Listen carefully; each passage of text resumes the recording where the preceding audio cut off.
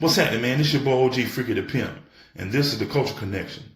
It's a live internet roundtable where we can sit back and express our views and opinions about the events that go on in our community. Everything that affects our daily lives will be discussed on this show. My goal is to connect everything from our culture back to our communities. All opinions will be respected, none will be neglected. Now join me as we begin to connect. Church.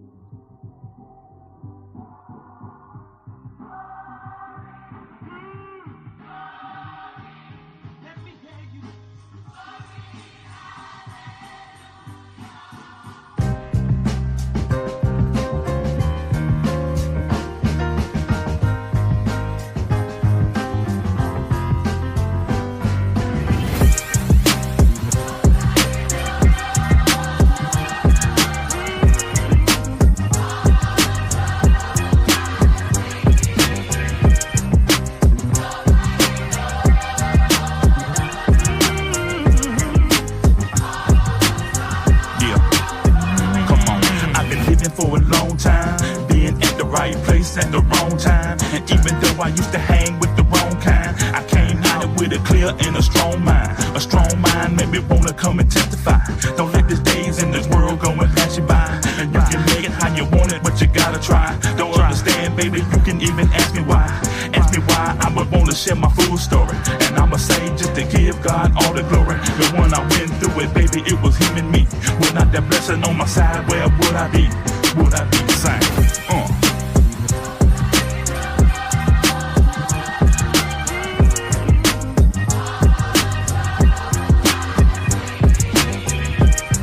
Yeah.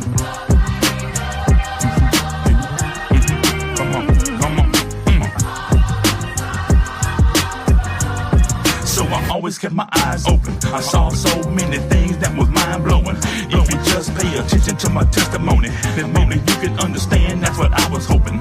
I was hoping that we can come together and stop this negativity with these children. And cause I know that God has a better plan, and He can change things just like the weatherman. The weatherman said we might have some rainy days in our life, but God promised plenty days with no stripes. See the rainbow through the sun rays. Be so bright, you'll be looking for some sunshade in the middle of the night.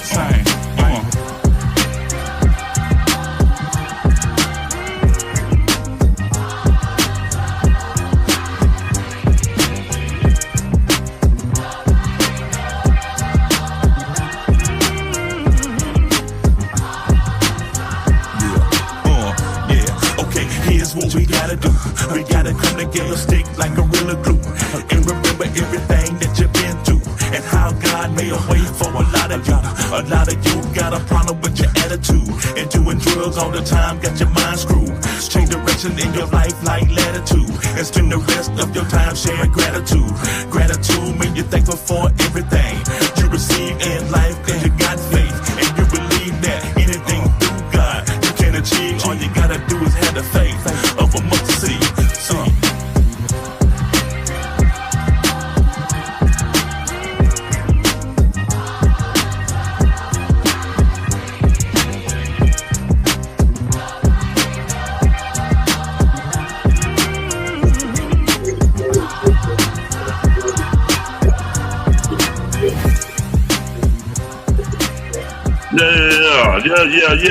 Yeah. Come on now.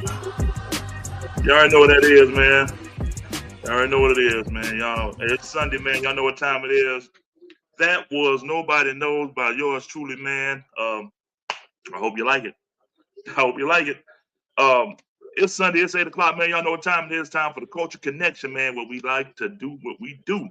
And what we do is connect our culture back to our community, man. Got a very special show lined up today, man. Very special show, man. And I want to thank everybody and welcome them in. Y'all come on in, check this out, because I don't think this has been done in Mississippi before. I really don't. Better check my assets and my responsibilities and see. But I don't think it's been done before, to be honest with you, man. Tonight we're gonna bring in two podcasts and merge them into one mega show. You know, I got my brothers from the 228 Chop Shop waiting in the studio, and we're gonna bring them in. We're gonna bring in, but first I want to give a man, this fly don't get away from me. I'm gonna go crazy. Y'all gonna see me go crazy on the Coach Connection for the first time. Move, fly. But first I want to make some announcements, man. Start off, you know, the cold weather is coming. We have very, very, very intense cold weather coming, man. Um, just want to make sure y'all stay warm, stay safe. Uh, Driving in them streets, man. I'm telling you, that dry ice, y'all gotta watch it, man. That black ice, you watch it. You gotta protect your 3 Ps. You know, the 3 Ps are, you gotta protect your pets, your plants, and your pipes, because you don't want your pipes to bust in this cold weather, man. It's gonna be below freezing. You know what I'm saying? We have to protect the 3 Ps. So y'all make sure y'all do that, man. Like I said, when you're driving, just drive slow. And I had to drive through ice and sleep before, and I don't think we're gonna get much snow as we got last year, but uh, just make sure you drive slow. Really. Let me do this real quick, like I always do. I have to bring this in. You know, bear with me. And he's one thing I said I was gonna do was always represent this Derek Hall 1% Foundation. I told his mom I was gonna do it. I told him I was gonna do it. So here it is. At the bottom of the ticket, you see dhall1%.org. That's dhall1%.org. That's a direct link to the Derek Hall 1% Foundation. Now, currently, he's going into the fourth quarter of the NFC Championship game, but he's a Gulfport native. Went to University of Auburn University, however you want to say it. And he's playing for the Seattle Seahawks. Like I said, they're currently playing for the NFC Championship game. We would know by the end of the show if he's going to the Super Bowl or not. So we got to root him on to the Super Bowl, man. Gulfport native. This is your people, your own people. And he took his time to create a foundation to help you out in your community. See what I'm saying? So like I said, I always say that we always see these young athletes, man, with guns and going to jail and doing the Diddy freak offs or whatever they're doing, you know what I'm saying? Very rarely do we see these young kids that's got some money in their pocket that's doing something positive for the community. This Derek Hall kid, I'm telling you, man, he's a Gulfport native. He took his time and his money and put it into this foundation. So we as a community should show our due diligence and just, hey, support this young man when he's doing what he's doing. Because I'm telling you right now, I know y'all. I know every last one of y'all out there. I'm pointing at all y'all. I know every last one of y'all out there. If he was in jail, you'd be talking about him. Am I right or wrong? If he were broke, running the streets with a gun in his pocket trying to rob a liquor store, you'll be talking about him. So why cannot we talk about him when he's doing positive things? Why can't we support the positivity instead of normalize the negativity? Come on, man. You know how we come on this show, man. You know, this show is built to bring our culture back to our community, man. To better our community. Like I said, not because we want to do it or we're going to do it because we have to do it. We got to make a difference. We are the ones that make the difference. And we're going to make a difference on this show because we're going to promote positive community talk. That's what we do. That is what we do. What's up, Mashai? What's going on? Reverend Williams, how you doing, sir? Sonia, how you doing? Y'all come on in because it's going to be a powerhouse show, man. I'm telling you, man. And I've been wanting to do this show for a while, but you know, I reached out to these guys before the holidays, and they said let's wait till after the holidays. So hey, man, here we are, and I think this is the first time I know that I'm doing it, and I don't know if anybody else has ever done this stuff before, man. But we're gonna do it tonight. Again, don't forget the Derek Hall 1%.org. Y'all go there and check it out. They're gonna have all kind of events lined up, what they're doing in the community.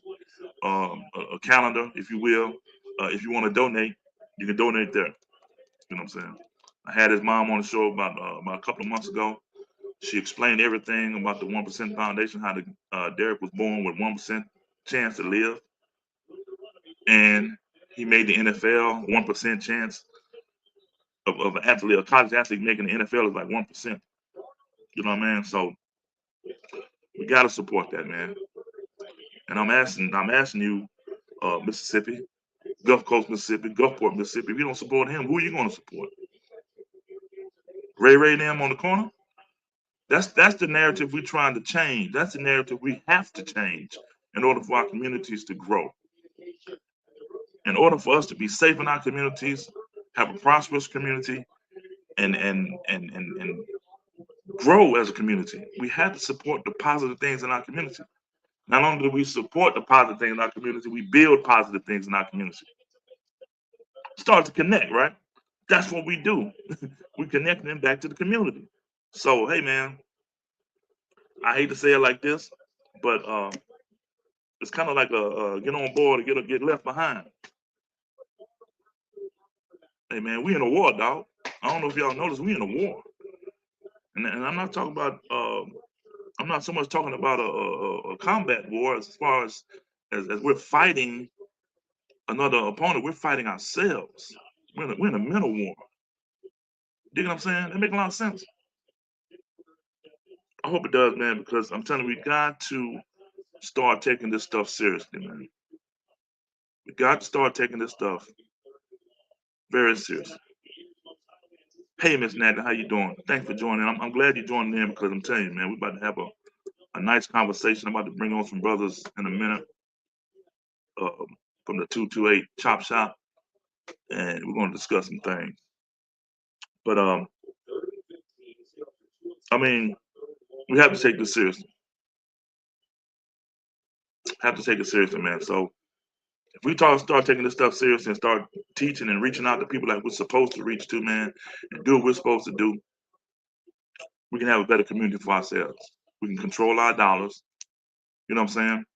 We can control the future of our communities and not wait on somebody else to tell us when and what we can do or where we can do it. We got elections coming up. You know what I'm saying? And we're going to have a show. We got Representative Jeffrey Hullum is running for a congressional seat in the United States Congress. He's running for a seat. So we're gonna get with him soon, but we have to get him in that seat. He's one of us. When I say he's one of us in our communities that we see every day. He's not ones that you see his face just when it's election time and you don't see him no more. He's in the streets, he's in the community, he's working hard every day. So we got to get him in that seat. We're gonna have a show with Mr. Hullum to see, you know, what we need to do and when the election time is coming up. But hey, man, that's for that. We came here tonight to do one thing. Let's preach unity in the community. And what I'm doing is, man, and you can share this to your Facebook page live and help us out with this, man, so everybody can see this, man. I got some very special guests I'm bringing on right now. Very special guests, man. And I'm sure you know who these guys are. When you see these guys, you know you've been down with the 228 Chop Shop. I know you've seen it. So we're going to bring that show on to this show and have one mega show, right? Unity in the community. So, man, without further ado, let's get this show started, man. Let's get this thing started as I have a drink of my beverage of choice. And ain't nothing but wheat and barley in the can. That's all. But as long as it's cold, it's good. Like I said, we're gonna get started with this show. If you have any questions, please say something. We're gonna post it up like we always do. We're gonna answer the questions. We're gonna have a deep conversation. But I have to do this right. So I'm gonna kill this fly. Without further ado, I'm gonna bring my guest on. And I'm introducing you to the live stream. Of course, this is the Culture, the Connection, and we're gonna connect live stream wise with the 228 Chop Shop. So see, man, I had them sound effects and everything, y'all, and I lost it all. Oh, this is live, man. This is live. That's what makes it so good, man. All right, man. Like I said, man, we're gonna go ahead and bring in my boys, man, and let them do what they do. 228 Chop Shop. Let's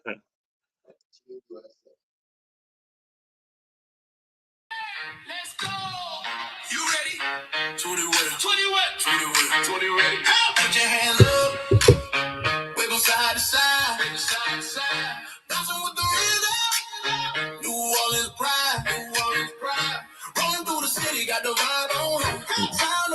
man, DJ spinning fly. No stopping now. Feel the energy ride. 228 chop shop with a magic line. Come on. Bounce that beat, let me see you shake. Come on, y'all. Get in the rhythm. We in here, bro. We in here. Yeah. Man. Come on, man. Yes, sir. Yes, We sir. in here. Yeah. I wanna claim history has been made. I don't care if they done it already. History has been made tonight. 2 podcasts from the coast on at the same time, man. Partnered up. We are better as a what do you call it? Ecosystem. Yes, right. versus enemies.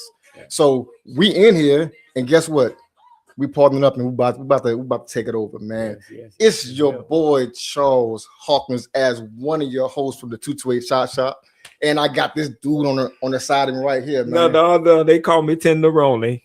Come on, We in this thing. We in the 228 Chop Shop. We ready to spread some wisdom. We ready to get in deep dive in some conversation. We're sugar free podcast, and when it comes to me, there's no personal questions.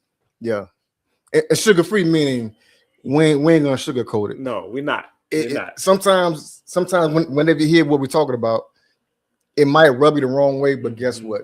That's how the iron sharpens iron. That's right. You gotta rub something the wrong way for that thing to fall off and for it to be sharp. So sometimes we have to rub you the wrong way. So guess what? We here to aggravate you sometimes, get on your nerves, but it is what it is. Yeah.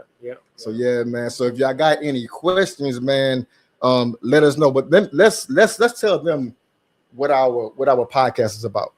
Well, one thing about our podcast. First of all, let me shout out this my dear friend, Dr.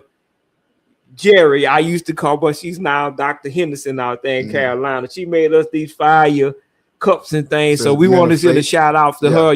We appreciate everything she do, and we got more stuff coming. Yeah. So but we love her. We thank her for all the things we do. But so what? Give them kind of the summary of what we do and what our passion is. Well, first of all, what we do is we're guys that's rooted in community living. I call ourselves them unicorn. We're 2 guys that was single fathers, that we passionate about gearing our young men in the right direction. We live by example. We here to just spread all our wisdom. We up in age now, so we're not the young guys no more. But as we sit here now, bringing in these 50s, so we have a lot of things to offer to these young men and the next generation altogether. So this is I like to tell people, we the guys that social media don't talk about. Like I got a speech called "Change the Channel." If all you hear and see about guys are no good, men don't like to take care of their kids, that's what you're gonna think. That's burnt in your brain. But if you change that channel, you'll see that we do exist. Good guys do exist. We do take care of our father. We do take care of our kids. We love our women. So if you having a problem, change the channel. Change the channel. And really our podcast, the reason we call it the 228 Chop Shop is everybody know what a chop shop is. That's right. You take a car from a neighborhood and you take it to your neighborhood and you take all the expensive things off of that vehicle and you distribute it to your community. So this is kind of what we're doing. Our experience has allowed us to go to different communities, and we're grabbing that wisdom and we're bringing it back to our community, and we're chopping it up for the next generation, people our age and people younger. So that's basically what we're doing, and we are really passionate about documenting our journey. You know what I'm saying? Because right now we don't journal. You know what I'm saying? I'm not sitting here journaling. This is our digital journal. So I think OG, us, I'm saying Chop Shop, this is our digital journal, and that reveals our heart for the next generation. And I would like to add, I said before on the podcast, if y'all were followed, I prayed for things like this 3-4 years ago for God to put me around some young men with like-minded. He revealed Charles to me. Yeah. And now, we here with Brother Cook. I call y'all brothers. I'm gonna go back old school. You Brother Cook to me now. Yeah. So we collaborating and we want to do some good things in the community. We coming. That's all I can say. We coming. Y'all ask for where the good men is. Well, you finna find out where we are, and we finna rub off on some other men, and we definitely gonna rub off on this next generation of young men by us leading by example. So I'm happy and I'm excited about this. This is not the first time and the last time. Well, it's gonna be other time where you're gonna see us getting to work, in the communities here on the Mississippi Gulf Coast, wherever, So I'm excited about this collaboration. I'm ready to, handle it. Like I said, there's no personal question to me. I'm a straight candy guy. I'm gonna give it to you. What do you want? I'm just like medicine. Medicine don't taste good, but if you taste it, if you know that's what it's gonna take to heal you, then you got to be willing to receive it. So I'm excited about this. And real quick, one of the biggest things is when I was thinking about doing a podcast, I was a single father and raised my son since he was 2 until he's 21 right now. Never met another single father in life.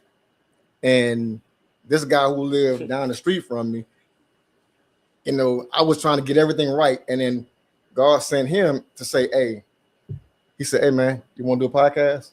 Out the blue. And I said, Lord, you tripping. Yeah, let's go on. Let's go and get it done.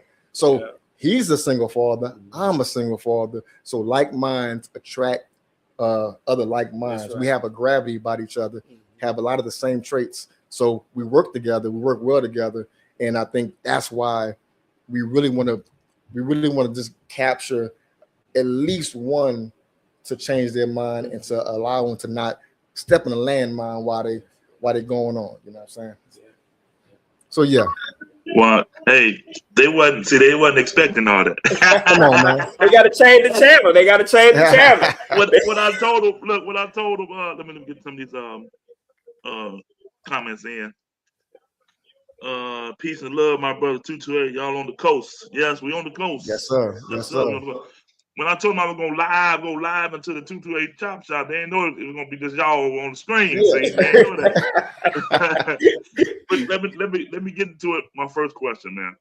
All right. And I heard you said how y'all started the podcast. Mm-hmm. That ain't nothing but God, man, because you thinking about it, and then he come out the blue out of nowhere and say, boom. Let me ask you this. How did you know for sure when you want to do the podcast? After he came to you, how do you know it's gonna work? The reason I knew it was gonna work was because I prayed for it, right? And God sent him. Now, let me rewind it back. Me and LaRon really wasn't hanging out tough like we are now. So I'm praying, and all of a sudden, this dude pop up. Hey, you want to start a podcast? He ain't said nothing else. Lord, that's got to be you. Yeah. So when God speaks to you, it's so unique. Right. It's not even your thoughts. You know what I'm saying? Right. Yeah. It's divine intervention is what I call it. You know what I mean? Because you thinking and he's saying it at the same time, man. That's wonderful, man. Yeah. That's a good story. I like that. Yeah. So how long y'all been doing the podcast? 3 years now. Yeah. For 3 years? 3 years. Yeah, 3 years. We started and we kind of was just we have to understand how podcasting works, how we interview people, how we work together. So it was a lot of learning in the beginning, and so now we're really getting our feet underneath us and just trying to move on to the next level. And I like to say, I try to tell people that some of the traditional sayings that we grew up accustomed to, favor ain't fair. That's not true. Favor is fair because you earn favor. That's right. And it just like I said, I tell him and I, we went to school together, played football together. Our families are, kind of like, we know each other, like I said. But at the end of the day, he drew us together for a reason. That's so right. And then everything just clicked. Now we got a whole studio now. Yeah. So, and I have a lot of wisdom and knowledge, like I tell people, not bragging and cocky, I'm definitely the spokesperson for this next generation of young men and can influence that next generation of young men because I raised 3 sons. I love that. I go in detail later. If anybody asks me my situation, I'm open. because, like I said, let them tell it we don't exist. That's Let right. them tell it that we're, you know, we can't work together like we doing right now. So we breaking a lot of curses right now, whether people know it or not. We breaking a lot of curses. So, you know. That's right. You're right, because all you see, and I talked about Derek Hall, all you see is the negativity of our community, man. Yeah. You see when somebody robbed a liquor store, they got their picture or post up on Facebook showing everybody he did this, he did that. You never see the good. This right here is good, y'all. Yes. Yeah, it This is. right It here is is. good. It is. And It we is. all got something in common. We're all single fathers. You know. Come on, man. When I first said I want to do a podcast, man, I didn't know what I was doing, man. I was actually I told my homeboy, I said, man, I want to be on TV. I wanted to do a TV show. And we were working on it, man. And I said, you know what, man, I think I can reach more by just doing live streaming, you know. And it just started coming together, man. Just like I said, like almost like divine intervention. You know what I mean? Because just ideas just start popping in my head. And our brother, I know y'all know Brother Galen Smith. Yes. He's the one that introduced. Yeah, shout out to Brother G. Yeah. He's the one that introduced me to the StreamYard system, so I started using that, man. So we're all on the same page, man. We all came in this thing blind, but now we see. You know what I mean? 100%, man. 100%. And you know, if I could say one thing real fast, you know, like I said, it's funny. And I said I wasn't gonna say, you know, I moved here from New Orleans. I used to spend my summers and weekends here. Well, the first thing I got when I came to Bay St. Louis and Waverly, and you don't supposed to like people from the past now. You don't supposed to like people from past. I'm like, what you mean? Oh, they on the other side. That's our rival. That's our enemy. So I kept hearing that, you know, and this I got so many good friends in Pass Christian now, you know, and we met you or whatever now, and you know, like I said, you know, your one of your classmates went for Ralph. Yeah, we're good people, you know, like I said, but then who would ever thought Bay St. Louis and Pass Christian come together? History in the making. History in the making. You know, when I was in school, and this is funny, y'all. The girls from the past wouldn't date the guys from the past. They wanted to date the guys from the Bay. We wanted to date the guys from the Bay. So we always had to see each other, you know what I mean? But you know, sometimes it didn't end well. But I have to say I was part of the entertainment committee, me and Maestro. So me and Maestro connected and kind of bridged the gap. So, you know, I didn't have to pretty much fight all the time. Every time we went to St. Louis. But and it's funny how that's all you heard growing up. The Bay and the bad don't get along. Man, who's to say so, man? We the ones to make that determination. You know what I mean? Yes, man. That's an invisible line that a lot of time we keep those lines, but who's to say we can break them? You know what I'm saying? Why not break them lines and break that chain of whatever you want to call it? You know what I'm saying? We shouldn't be bound by those lines anyway. And that's one of the questions I want to ask y'all too. Because that ain't nothing, you know what I'm saying? That's just what we talking about right there. Bay St. Louis Pass, people just talking, don't go to the Bay, don't go to the Pass. Not knowing that they got a lot of good people in Bay St. Louis, Waveland, over that area. It's like they got a lot of good people in Pass Christian. It ain't about fighting and stuff. It's about coming together. So in our communities, we have that kind of, let's call it, I'm going to say, let's say peer pressure, where certain people are spreading falsehoods in the community. Don't do this, don't do that. You should do this, do that. How do we curtail that, man? How do we reach our communities? How do we get out there and say, hey, man, this is the good thing to do, and this is the bad thing to do. Let's go this way.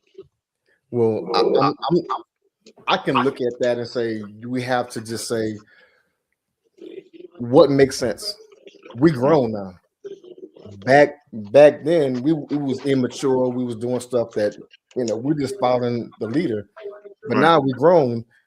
We can't do the same things that we done as an immature person, as a mature person. Now I can look and say, it doesn't make any sense. So it's gonna have to start with one person. We can't change the whole world, and that's where we get sidetracked. We try to change the whole world, and we say, well, don't nobody want to listen. That's right. Nah, you ain't saying that. You gotta change one person's mind. I think, and he said something, the renewal of the mind. You know, it's like what you just said there. You know, our daddies don't get along or whatever, but nobody ever thought, well, wait a minute, why their daddies don't get along? We carry that curse and never think that both our daddies probably was idiots. So Right. you know, we have to change. It starts right here with our mindset. You know, I believe in, you know, sometimes we gotta hold people accountable and tell them when they doing wrong, because after you do something over and over again, it becomes an everyday routine. I believe in calling people, you know, not in so much a negative way or aggressive way, but you got to start challenging these people that affecting our communities, that's spreading, you know, falsehood or doing the wrong thing, especially if we don't nip it in the bud, like the elders used to say, nip it in the bud, it grows like a cancer. We gotta say it's stupid, bro. Yeah, you know, it's almost like, Say, but that's stupid. Yeah, You know what I'm saying? just say it what it is. No sugar coat. You know, Right. sugar free. That's right. And then that's the thing, man. I mean, we all got the same thing in common. We all got the same fights. We all the same, you know, same people against us. And we've been so, and I'm just not talking about the past and the bad. I'm talking about our community as a whole. And I see my brother Kent, he said Gulfport was in the house. We talking about Gulfport, Biloxi, Jackson, Washington, D.C., wherever. I don't care where you're from. But the same thing goes in our communities. What's up, brother Blake? What's going on, my man? It's so easy to be apart. Why is it so hard to come together? I don't understand it.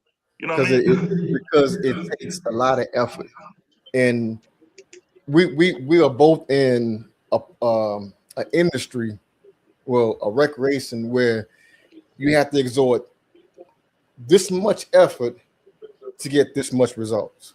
Right. People don't want to do that. Weight, you know, bodybuilding, you have to, you got to exert years of effort to see any results. In martial arts and jiu-jitsu, years of being in the mat to get a little bit better. Right. A lot of times we want to make big leaps. And we was watching football earlier today. Somebody said this, and I really understand it now.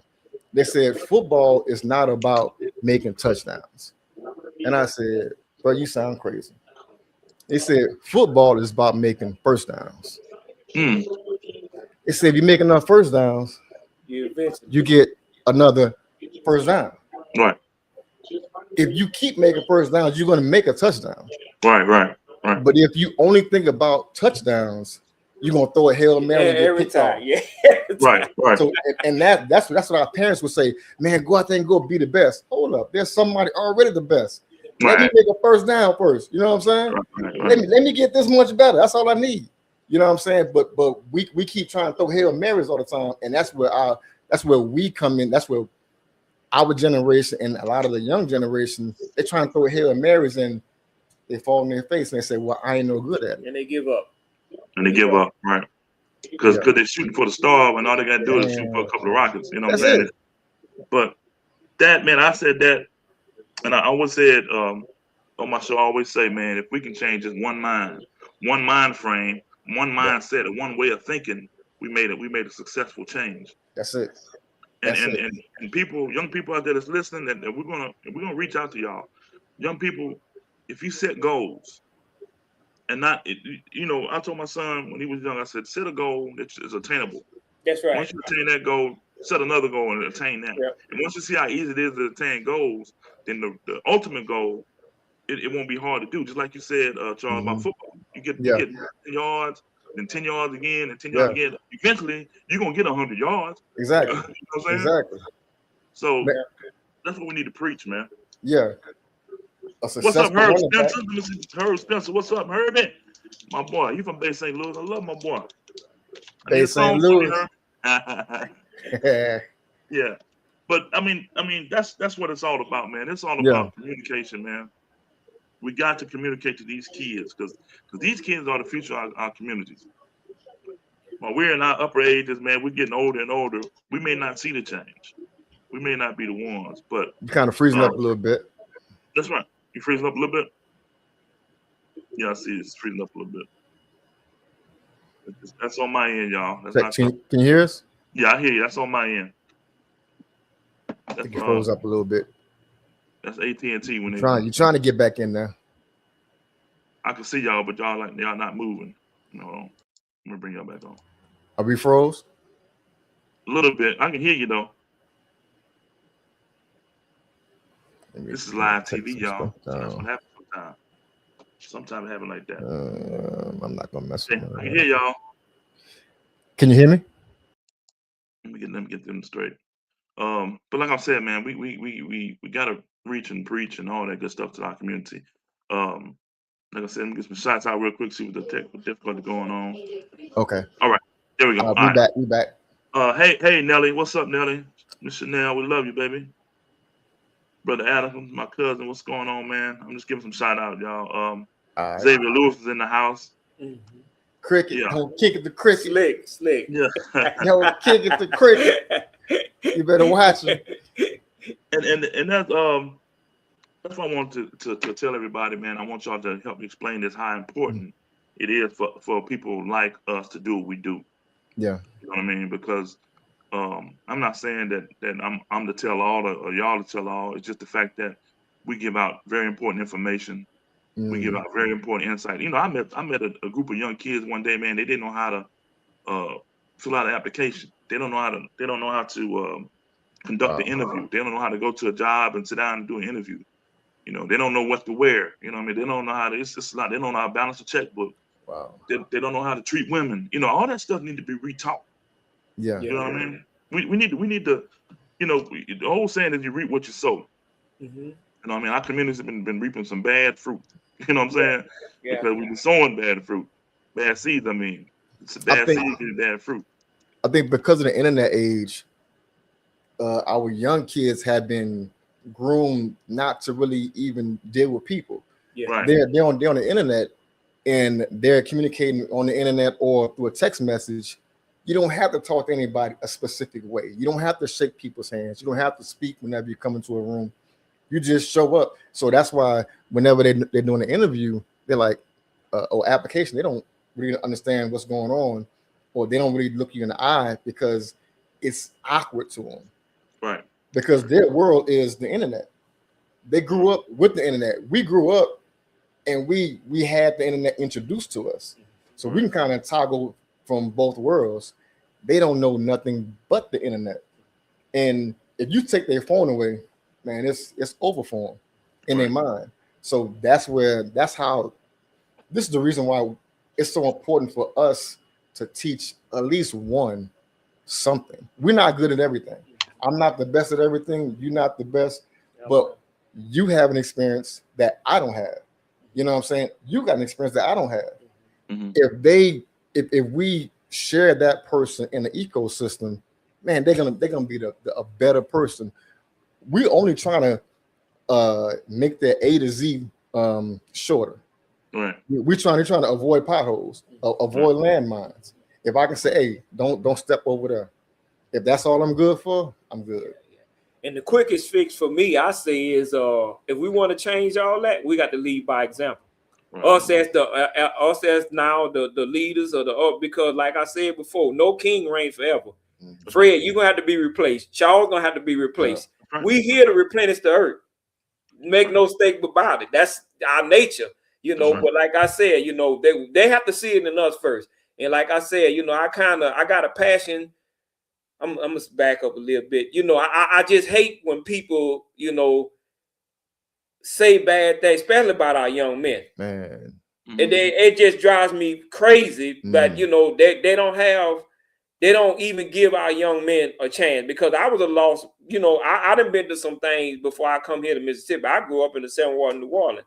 Shot, stabbed, robbed twice, you know, all type of stuff. You know, so my thing about that is that we got to be the light. We have to be the you know, the people that, you know, lead by example to show these young men or whatever. Don't matter, you know. And like I tell other guys, it's easy for you to blame them and talk about them. That's easy. Anybody could do that. When was the last time you spoke positively into a young man's ear that not your nephew, that's not your son? Some random guy you just see in Walmart, hey, cuz I like them tennis shoes you wearing.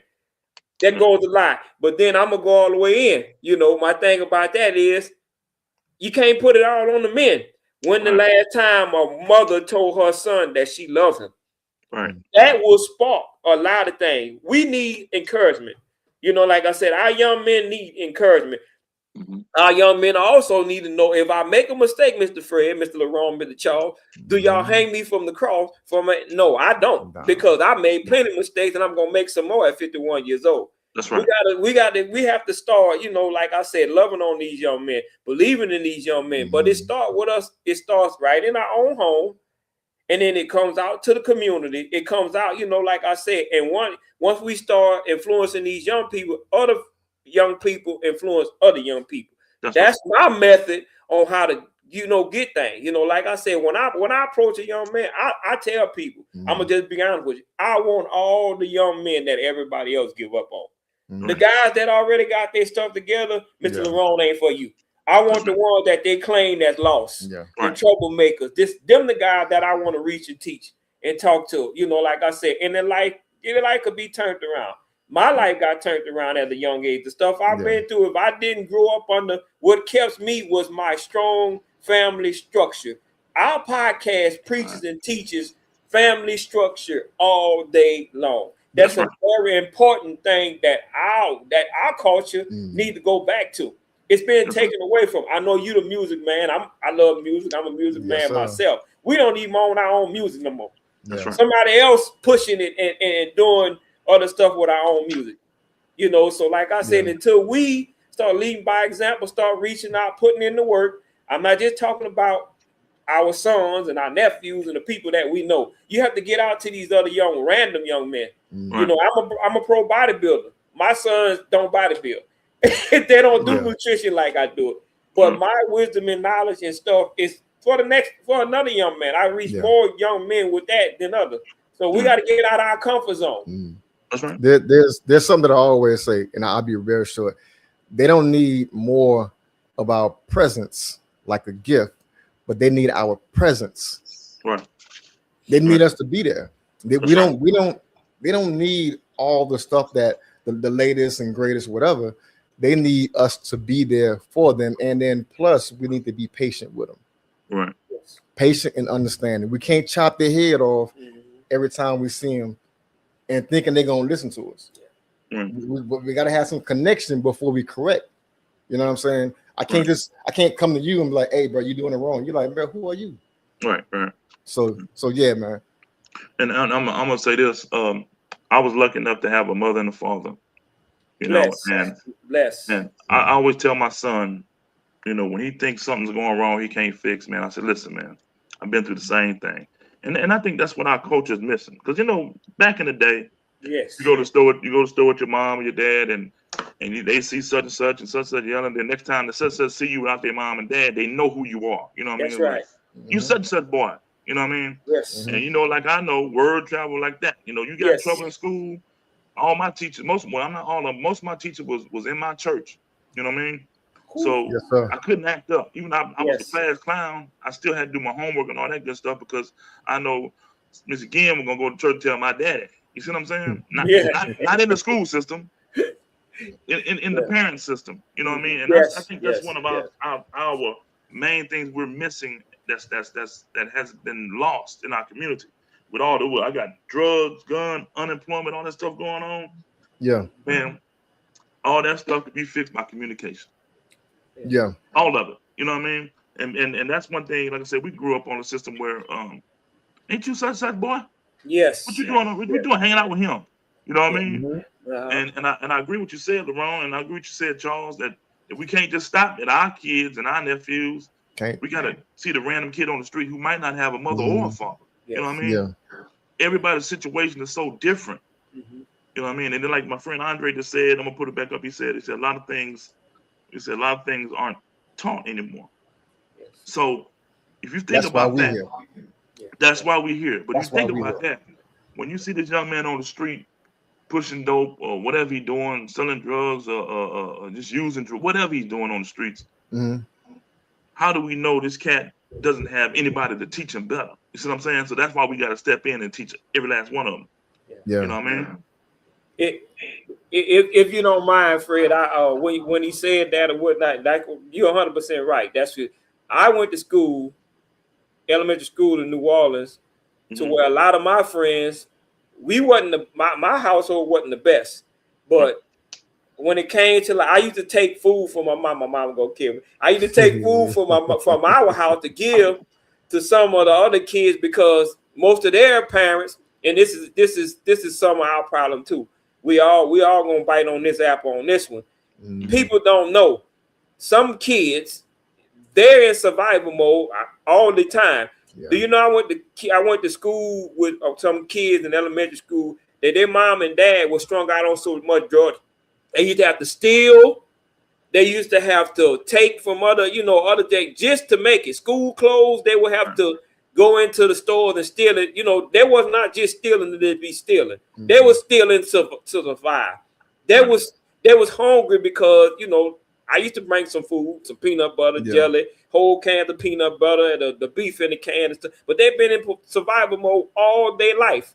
Right. I can remember sometime that I would even take my Swiss tennis shoes with them sometimes just so they can feel like, there's something. But see, people overlook stuff like that. They just automatically just, go all in and just think something. No, our young people need our help.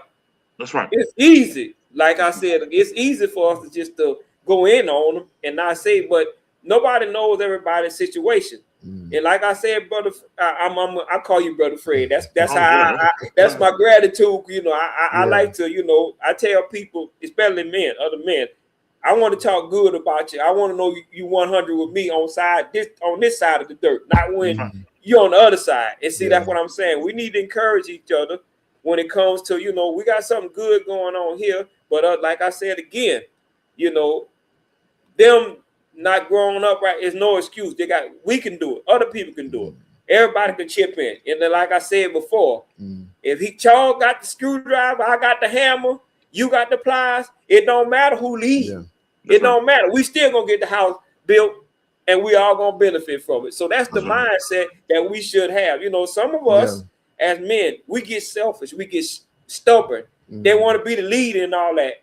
I'm a mission guy. I don't care who leads. I just want to see the mission complete. It don't matter who the overseer or whatever it is when it comes to me. I just want to see the job done. So we get in our own way by just that way. Yeah. We let stuff like that, get in our way. Well, go ahead, Charles. No, go ahead, Charles. Go ahead. No, I'm saying one of the things that we have to do, if we know our purpose as a man, and we deal with young men, if we know our purpose as a man, to lead, protect, support. We know those key things. When you see a young man who's not doing that, it's your job. It's my job. It's your job. If you're not on your job, I'm gonna call you out. Speak into that boy life. That's right. Put him to the side. That's it. We ain't got. We're not Superman.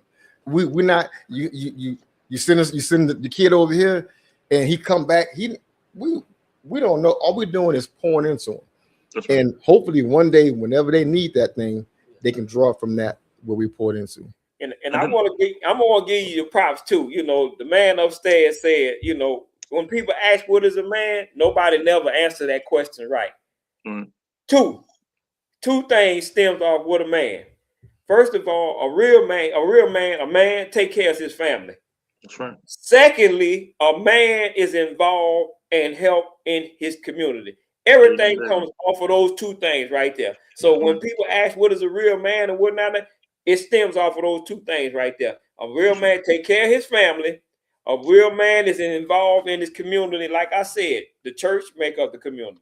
Right. The men make up the community. We are the builders of the community. Yeah. If we don't replenish this new generation of young men, the community dies.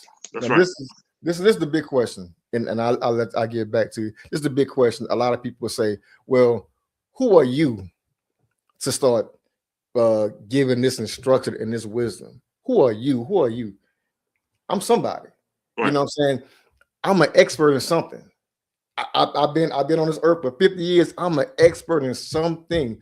You are too. The next man is too. He is too.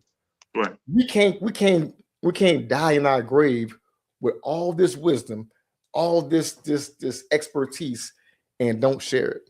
That's right. That's a sin. Yeah, That's a that's sin. selfishness. That's a sin. That's a sin for sure. That's a People, sin, you know, man. when you get down there, that's sinful. So and that's why this is the basis of what our podcast was born on. You know. Mhm. So, And mine too.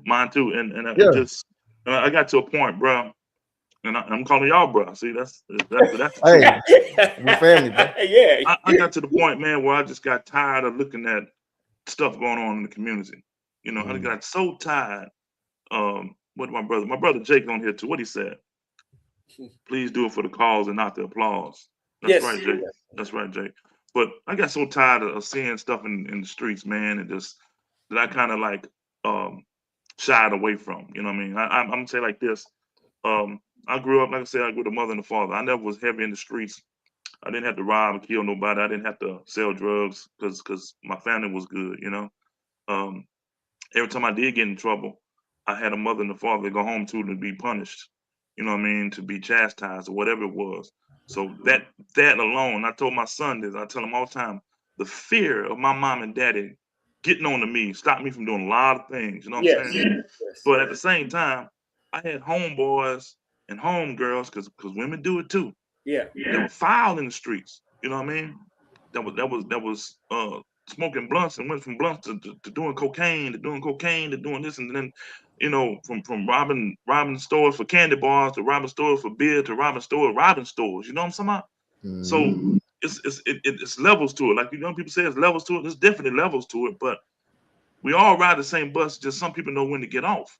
You know what I mean? But I say this to say, man, after all that, man, after all I've been through and all I've seen, I got so tired of it, man. I said, man, somebody got to make a difference. We got to make a difference. Yes, sir. We connected at Jeffrey Hullum's Straight No Chaser event, which was a beautiful thing, man. Beautiful thing. We had a lot of young men in there that were searching. And see, that's another thing. I don't want to help nobody that ain't looking for it. You know what I mean? And we know all three of us sitting here on this live feed right now.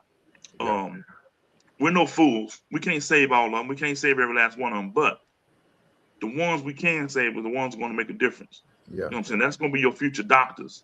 That's going to be your future lawyers. That's going to be your future business people. As my friend Andre, who stayed next door to me, said, Miss Cook swung that mean belt.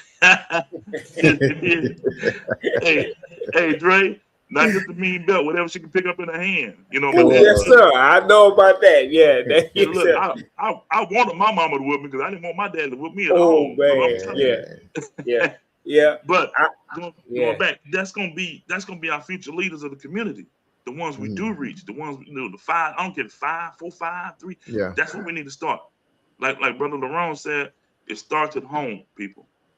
It starts at home with parents of parenting and not being friends. And after that level, it comes to people like us, where we can mentor and talk and share different organizations like the Masons, different organizations like these fraternities, different organizations like the NAACP, all these people that can help nurture young minds. Go ahead, Charles. I saw you ready to say something. Go ahead, brother. Oh, no. What I'm saying is, a lot of times when people say, well, these kids are out of control, that's almost a cop out, or they don't really know how to articulate it, because they're basically saying, I don't have any influence on this next generation. Right. And if you don't have any influence on this next generation, how can you help them? So people say they're out of control. So that's where I got to give a plug to my cousin LP. Bridge Building to the Next Generation just came out with this book. When I say this thing is packed full of stuff, and I only got a little bit right here, and it says the problem is no influence. What's the solution? Engage, invest time, invest energy, invest resources, effort, and what will that result in? Right. Bring back the community. Wow. So engage, invest time, invest energy, invest resources. We have to put forth effort, and that's going to bring back our community. And it's going to take one person at a time. That's Everybody can't get in the boat. First of all, everybody ain't going to want to get in the boat. They're gonna always fight. They're gonna be some people that's gonna fight you. Mm. Well, I can't save y'all.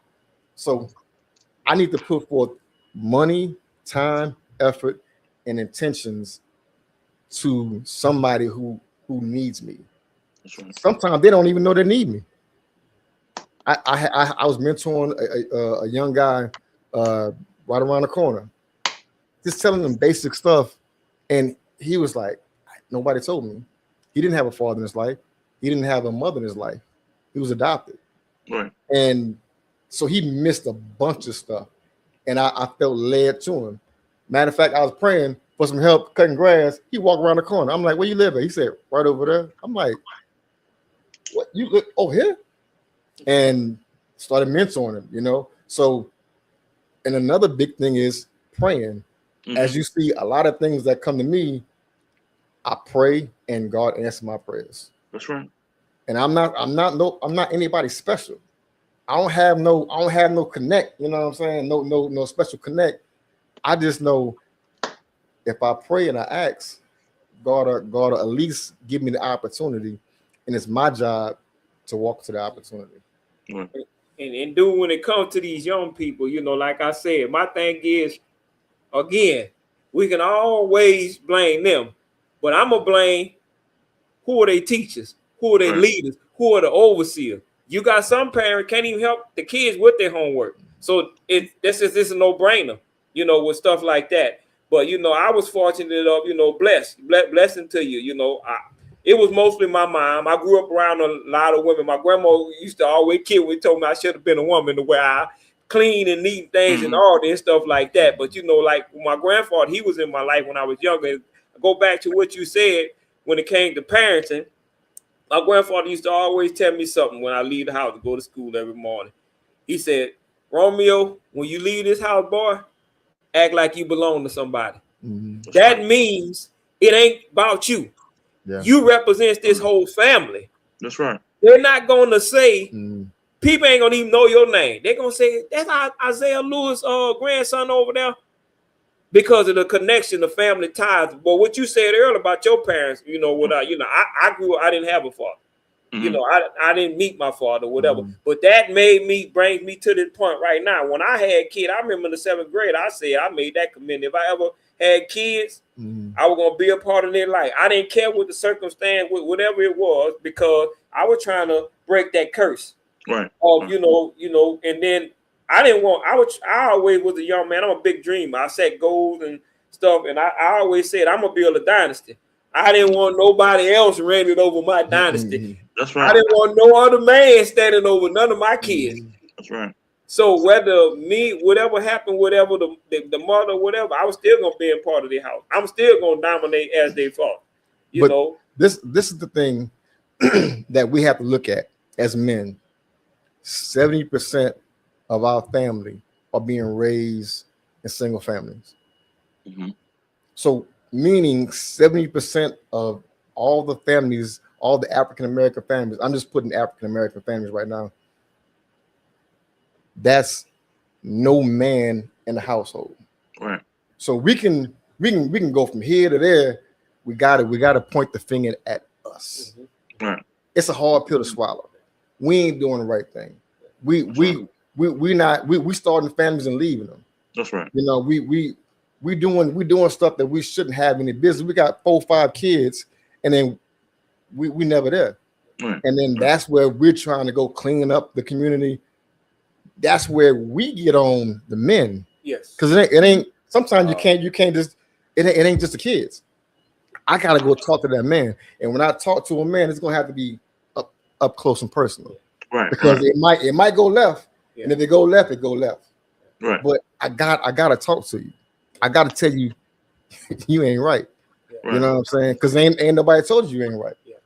I was gonna say something else, but I don't say nothing. Yeah, and that's the problem. You know, that's the problem. You know, like I said, you know, my thing is, I'm not cocky, arrogant. Don't think I'm Superman or whatever. We got to start checking these men, telling them when they doing wrong. Mm-hmm. It comes a time where, you know, I'm at that age right now. I don't like to be around nonsense when a guy is talking crazy. I just it drives me crazy. You know, it puts me in that mindset. You know, like I said, you know, we got to start holding some of these men. It ain't always the women. In Right. some of the cases, you know, like Right. I said, some of my worst conversations always end up, because you know, when you get two men together, it's like two rams finna knock on. But see, I don't care, because my I mission don't care. is bigger than that. Mhm. Like, I'm all about the community. So if you destroying the community, LeBron gonna have something to say about it. I'm not gonna be on your side. I'm not gonna never tell a man to leave his wife. I'm not gonna never tell a man to cheat on his wife. I'm against all of that. I'm Right. for bringing us together. That's You right. know, like I said, the relationship may not be 100. It might separate, but there's still no excuse for you not taking care of your kids. That's right. I'm just gonna be honest. Responsibility. You got to take care of your responsibility. You know, like we said, these young men. You know, I was fortunate to grow around a lot of women. I was fortunate enough to, you know, grew up in a good family structure. They didn't allow me, like right now, and I laugh all the time. I tell her, if I was to date my sister and them, I call them my Rockwilders. They gonna do the research on that woman. But that's good. They gonna do the research because they gonna protect their big brother, because their big brother always looked after them when they was younger. Right. Always. So that's that bond that I have with my sisters, you know, when it comes to that, you know. But social media is messing up a lot of the stuff too. But that's still no excuse. We have free will. Right. You know, we all have free will. It ain't like this stuff is just happening to us, you know, for no reason. And I like to say a little, you know, thing about, you know, some of these women. They had good fathers. They had good fathers. So how you end up with the bozo? Right. You had the example. That example, right. Right. So how do you end up? That's another thing, you know, in our community. We got to bring this all back together and quit letting people twist and turn.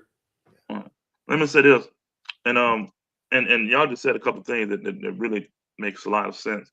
We talked about earlier, accountability and responsibility. To build this foundation, and we talk about the community, to build this foundation, we got to be responsible and we got to be accountable. We got to accept to say, hey, we're messing up. We're not doing the right thing. Now we're responsible enough to say, hey, let's fix this by doing this. If we don't have accountability and responsibility, we're building a foundation on sand. It's going to sink, because the foundation, the house is only as strong as the foundation. Agree? Yes. If we go back to what Brother Charles said.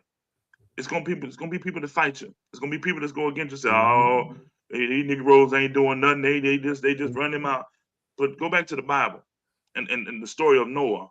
Yeah. When he kept telling people, God said it's gonna rain, and then what they tell they say he was a drunk. So he was out of his mind. He was building all. They were laughing at him. But when it started raining, what happened? They knocked on the door. They knocked on the window. But everybody can't get that hope. Right. we kind of have to treat our community like that, man. We got to let them knock on the door. But hey, man, this is a train. That's real. You know what I mean? And we got to keep moving. We got to get the people that's ready to be accountable and responsible, and looking for positive change in your community, and ride with that. The other ones are either gonna fall in or fall out. You know what I'm saying? Yeah. I got a song, and I said, I'm just like Kobe Bryant. I can shoot you in or shoot you out. What I'm saying is, hey, we can make a lot of baskets together, but sometimes we're gonna have a lot of people that miss. You know what I mean? Like Bernie Mac said, you're gonna join in or join out. That's right, and that's right, man. And we gotta have that mentality, man. We gotta have a strong community. We gotta have the community gonna be strong as the foundation, and people that watching, these guys are part of the foundation. Strong, good men that mean something and mean business and mean good for the community. That's all we need. You know what I'm saying? That's it. And you know, and we just gotta walk it, and we just gotta, you know, do what we need to do. You know, like I said before, I have 3 sons. It's a lot of things that I will not do that a normal man do, because I got 3 sons coming up behind me. Right. I can't. My name can't be out here, because I told you I'm building the dynasty. I can't be out here claiming to be one thing and then the streets say something different. I'm not even in the streets, you know. So, and I shouldn't be. You know, it ain't nobody gonna want me talking to these sons, mentoring these sons, if I'm living a double lifestyle. Right. Come on now. But like you were saying earlier, we're the leaders, and you said something, sand, building a house on either a rock or sand, and that's a parable in the Bible. If you build your house on a rock, well, the parable is you build your house on a rock and the sand. It's in the Bible says and the water's coming, and the disaster came. It was a great disaster. The house that was built on sand didn't last. The house that was built on rock, it lasted. If we are the leaders and we are the foundation and we are the rock, every time you see kids in the streets, we have to say that's a cracked rock. Right. And we have to fix that foundation. That's right. Because you cannot build a house on a cracked foundation. That's right. If your foundation in your house, you can have a $2 million house, Yep. fantastic, a Lamborghini, all this. If your foundation is cracked, they will condemn your house. That's right. I don't care how good it looks, it's condemned because it's not going to last. And we have to put value in people. We have to look at people. And I was talking to LP, my cousin LP. I said, he started talking to me about valuing people. And he was telling me how he observes just everyday people. He puts a value on every person that he meets. So that person sitting on the corner, they're not throwaway person. That the person that you see around the house, they're not a throwaway because they have value now.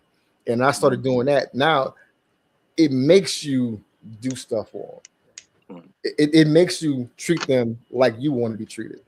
And so that's all we're doing. And another thing is we cannot delegate our responsibility.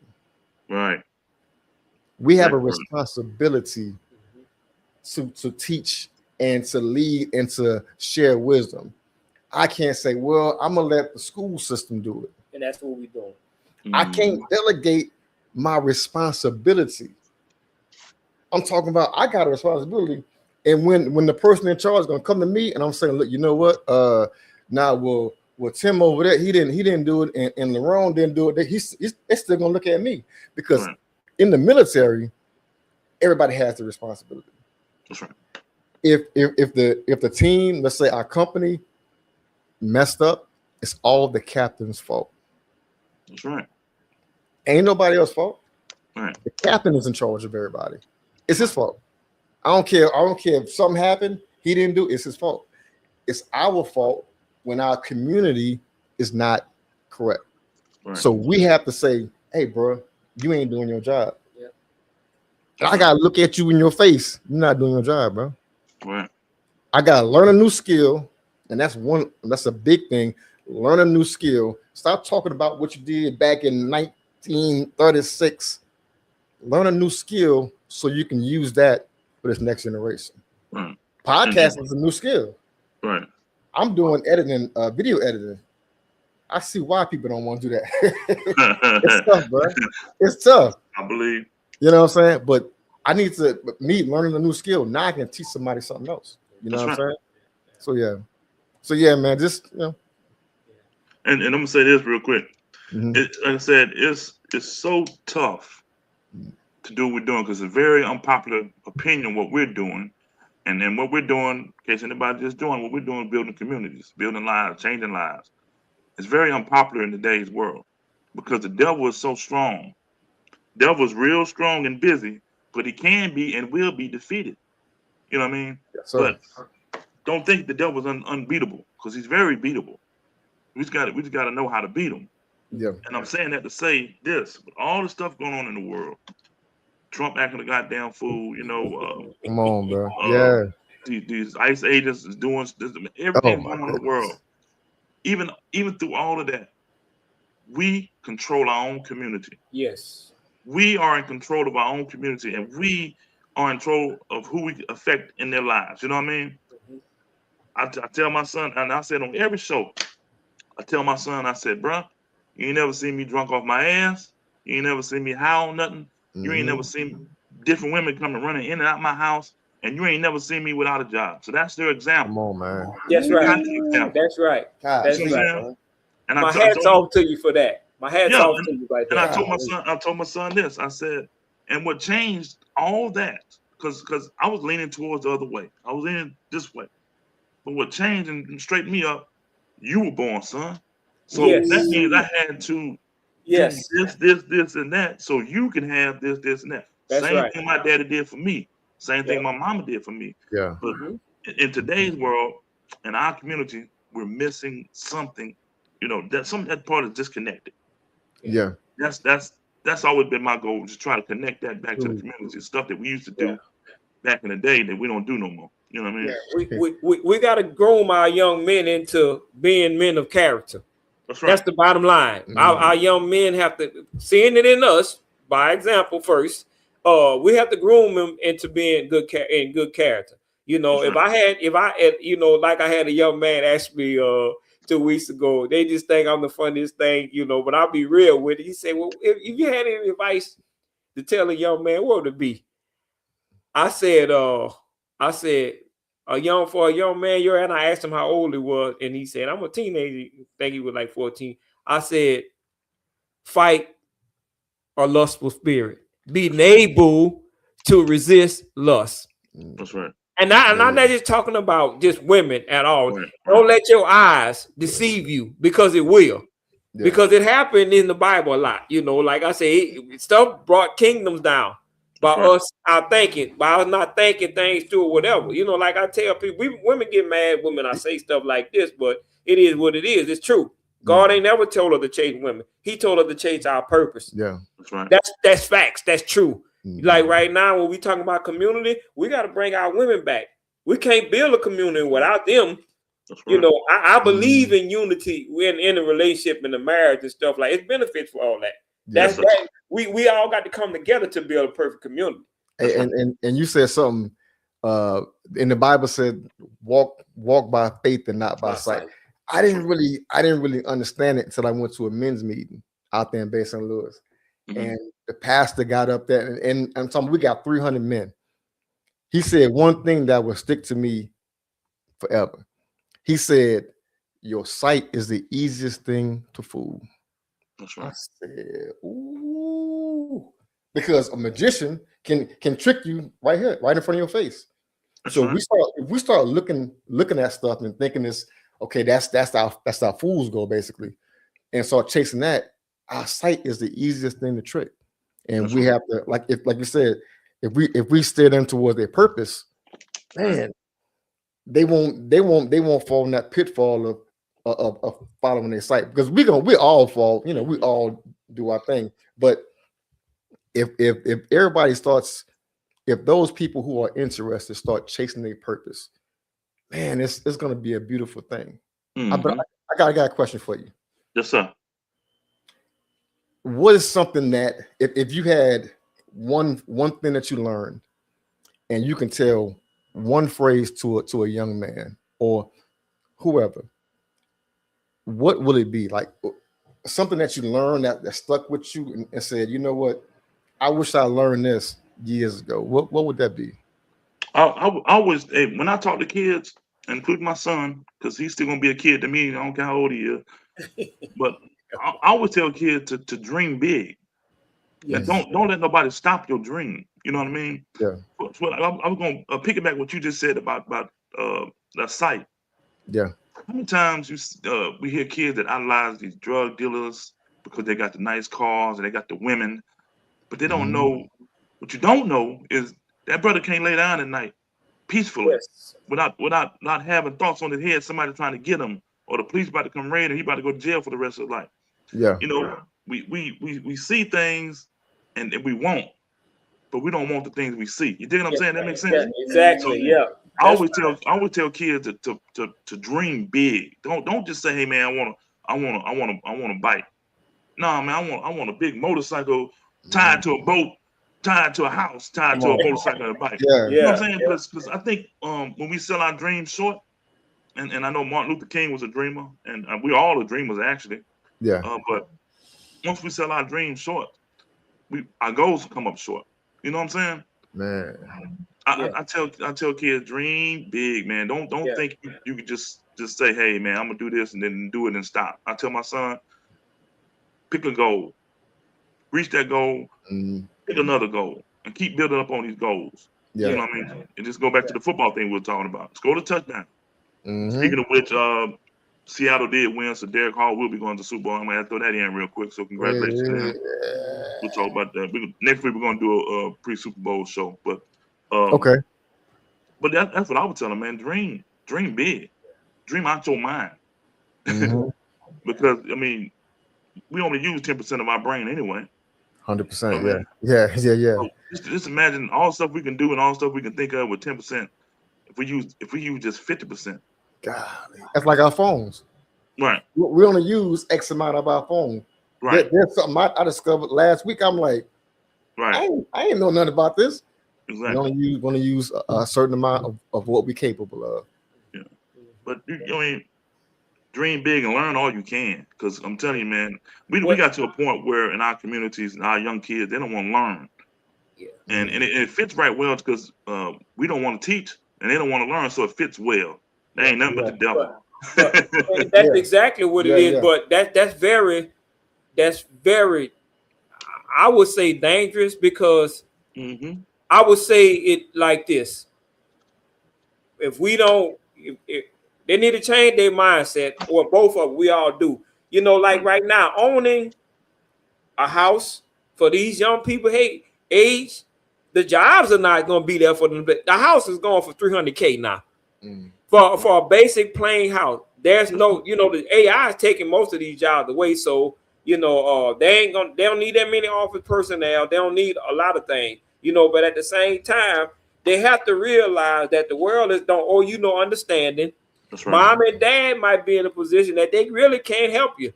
They can try to, like we talking cultural, and I hope you don't mind me saying this, and if you do, I respect your show. But at the end of the day, we say a lot of things in our culture that's kind of weird. I don't know about your parents or whatever, but we always say, well, you turn 18, you got to get out of my house. You can't do that to kids now no more. You can't, that's some of those stuff that we have to unlearn. Like I said, they're not going to be able to afford what's going on out there right now. We ain't going to be able to afford to help them, really, to be honest with you. But, I look at, we laugh and make fun of the foreigners or whatever. But if you look at those people, their kids never leave. They go buy a hotel. The mama work the front desk. The kids clean up. They sleep in one room and they take care. Next day, they got another hotel. Next day, they got another gas station. Now they moving on, creating generational wealth. But we can't seem to get it together to understand that's what we need to be doing. We need to unlearn some of this cultural stuff that's really is no good for us anyway. It really didn't make no sense to me, with a lot of those things. But like I said, we have to do our part as well. We can't, like we said, we can't force feed them, all of them, but the few we can, we reach that few. Yeah. We just can't give up. Like one of the things I would tell a child or anybody really, not so much a child. Once we teach them the process, trust the process. That's right. There are gonna be days you don't want to go to work. There's gonna be days you don't want to do this. But if you focus on your goal, you focus on your purpose, you're gonna get that much better than the next man. I was watching Kobe Bryant. He said the reason he's so much better than everybody else is everybody was doing 2 a days, which is practice 2 times a day. Right. Kobe said, I'm gonna wake up a little early, like 4 in the morning, and I'm gonna practice 3 times a day, while everybody else is practicing 2. Right. He said, after a couple of years, those people cannot catch up. They only have X amount. He's already put in so much more work. He trusts the process. Matter of fact, one guy came in the gym, said, I want to see you work out. 4 in the morning, he's doing free throw shots. He said, why'd you do free throw shots? He said, that's what got me here. I trust the process. And a lot of what we have to do is trust our own process. We love to talk. We love to talk. We love to look, but we don't like to do. Right. I'm talking about we'll talk your head off about something, but won't move a muscle. Yep. And we love to look like, well, they ain't doing nothing. We desire to be the doers. Yes. I want to be somebody who does something about it. When I pass away, they're gonna say, "Hey, Charles done something." That's right. I don't want to just die in a box and they like, You ain't did nothing. And then So that's my desire. I don't care what I do. I need to do that. I need some output. As men, our nature, we're givers. Right. If you look at our anatomy, we're a giver. Mm-hmm. You know what I'm saying? So if you see a man sitting on the corner with his arms folded and he's under the tree, he ain't doing nothing. He ain't giving. Right. He's out of his purpose. That's right. That man can change the whole neighborhood. He's out of his purpose. So yeah, man, that's just whatever gets you aggravated and frustrated, it's your job to fix it. Yeah. If you look on TV, that's exactly what you do. you know what I'm saying? If you look on TV and you say, "Hey, bro, I wish somebody was on the media talking what I want to talk." That's why OG right here, he got his own media company. Mm-hmm. We got our own media company. Yeah. Right. We got our own internet. We got our own connection. We got our own podcast. Do something about it. Right. That's it. You're right. You're right. That's it. And then you said, you hit it on the head, man, when you said that if a man sitting up on a tree ain't doing nothing, he can't give nothing. You know, and then that's we tend to say to these young kids, man, you got to learn on your own, get how you live. No, you can't get it how you live, because you can only live how you get it.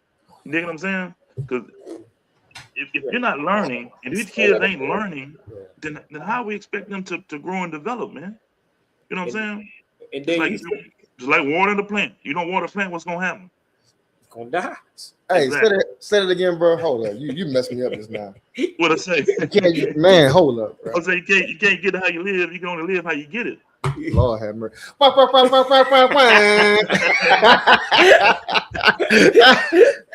my goodness. That boy dropped bombs right there, bro. But Lord have mercy. That's that's what I'm saying. We say things. We have all the abilities to be the best we can be. We just got to tap into it. Mm-hmm. And like I said, when it comes to these young men, they have to be groomed.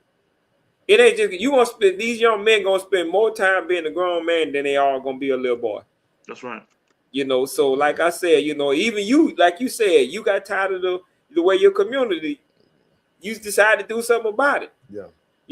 Just think if you had some other guys in your community that had your same mindset. Right.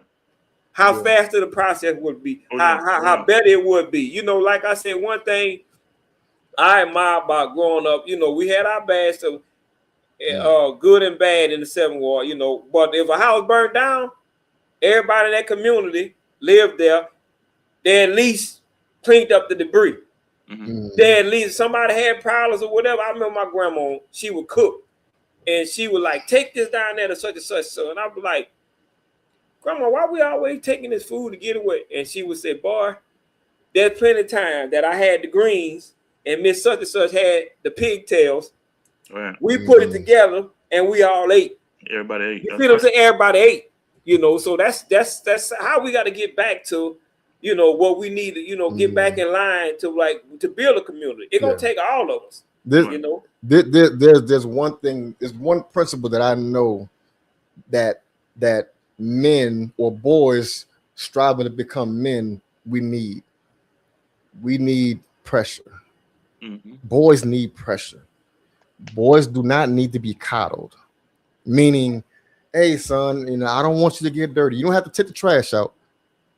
I don't want you to strain your muscles, and the things that we pour into them, we may not see them right then. Mm-hmm. We may not see some of the skills when I say pour into them, and this is why our fathers are important. And when I say pour into them, I'm speaking about teaching your son or your daughter different things. Mm-hmm. I taught my son how to finish concrete, how to pour concrete, how to lay bricks, how to cut grass, how to nail something. He helped me build the studio. Right. And I may not, and your testing ground is your home. He cannot grow higher than that ceiling at the house. Exactly. He's going to need to go out to the world, to the free market, and have some pressure put on him. Yeah. And once he has some pressure put on him, that's when he's going to have to realize, oh, them skills that I have, Oh, I can't find a job. Oh, my daddy taught me this. Mm-hmm. My daddy taught me how to do concrete, cut grass, or do whatever, or become the baddest dude in the world. His job is to start digging into what he knows and trust that process. So we have to pour into our kids, and then we have to let them go at the right time, not just at 18, but at the right time, and allow pressure to get put on them. And we got to step back, and we got to watch them fall sometimes. Right. That's tough. Yeah. We got to watch them fall, but we got to make sure they get up. But Let we me say built this- for that. Let me We say this just- real quick. Let me say this real quick. See, what they need to know, what these young kids need to know, not just, I'm gonna stop saying young kids, what everybody needs to know is, Yeah. like you said, like we talked about, a man teaches. He does, just because I can only teach you how to fish, Mm-hmm. don't mean you can't go out and learn how to hunt deer Yeah. and come back and teach me Yes, how to sir. hunt deer. Now we fishing and hunting deer. Now we got red fish and deer shoulders when we Yeah. eating now. Just not just fish. You know what I mean? And we talked about other communities. I'm developing in the Asian community. Sister got the nail shop. Daddy and the brothers working on the boat. Yep. The other brother got the seafood shop. So when they get the fresh seafood out the water, they come to his shop, bring the seafood he's selling. They sending Yep. the daughter to go to school to be a lawyer at the same time, working the nail shop. You see what I'm saying? And it's and like the word Brother Charles said, the ecosystem. Now they have a whole big old circle of things they can do, and that provide for one household because they all stay in the same house. You see what I'm saying? Yep. And while they stand in that house, they building the other house. You know what I'm saying? So the other families move in, then they start over again with different things. That's what we need to do, man. We need to do that. Real quick, I just wrote this down. We have no excuse in this age of information. That's right. We can look on YouTube and learn whatever we need to learn. So if we want to teach our kids something or the next man something, look on YouTube. That's right. I didn't build half this studio. Look on YouTube. That's right. So we have no excuse. So when somebody say, "Hey man, I don't know," man, if you don't go look on the internet or go ask somebody, that's no more excuses, man. That's right. We're in a fight. We, like you said earlier, we're in a war. And the thing about it is, we don't want to utilize the tools that we have. We have so many tools, man. We got so many organizations that help young men and women. Yeah. You know what I mean? But we don't utilize them in our community. Yeah. Like just like we talking about the nail, the hammer, and the screwdriver, all that stuff. We got all these tools, and we can't even put a picture on the wall because I don't want to bring my hammer to your nail. I don't want your hammer touching my nail. Yeah. You know, Yeah. that type of attitude we got to drop that. You know what I mean? Yeah, Foolish that's attitude. that's exactly what it is. So We just got to figure out like, and I made matter of fact that analogy at the what was the name of that No Jeffrey Chaser? Holland? No Chaser. No shit. The Yeah. analogy of us figuring out kids. I made it a hammer hitting a nail. Us growing up, all we knew was a hammer Right. hitting a nail. Now there's kids that they're screws, and the screw looks like a nail. And if we take that hammer, hit that screw, we're gonna break it. You're gonna break it. But we just like this, we gotta figure out there's these little bits. We gotta figure out how they work. How to connect them. Right. And then we gotta have a tool to actually get them in there because they can go from one spot to the next as a screw should. A hammer, it's hard to get a hammer out. It's hard to get us out of our way, you know what I'm saying? Out of our habits and our rituals, you know what I'm saying? Without tearing something up. With them, they can go from this, that, to the other. We got to figure these kids out. We gotta stop shortcutting. Man, they too valuable, bro. And, They're too Oh yeah, valuable. very. They're too valuable. but like I said, with that, we got to be willing to put in the work, That's right. for a lot of things. I reach a lot of young men because I don't come to them perfect. I tell them I do the same thing. My grandfather, I admire him. He was a gangster. He was who he was, but he was a man that really, he if you asked him, he told you. He will tell you, I've done a lot of wrong. He said any man can tell you all the good stuff he do, but it takes a mighty man to tell you everything that's wrong. That's right. Like I said, I never go to a young man perfect with my perfect stories. I go to a young man being on their level. with them. I go to telling them, well, I did that too. Right. Mr. LeBron, you did that? Yeah, I did that too. We- I ain't like it. I ain't, you know, but how it turned out for me, it's gonna be the same way it turned out for you. So, you know, if you continue going down that road, the same thing happened to me. Yeah. It's gonna happen to What you. happened to you? Exactly. Yeah. And So you I know earn they trust. what you just said, and same thing. Charles said the same thing. It's about connecting.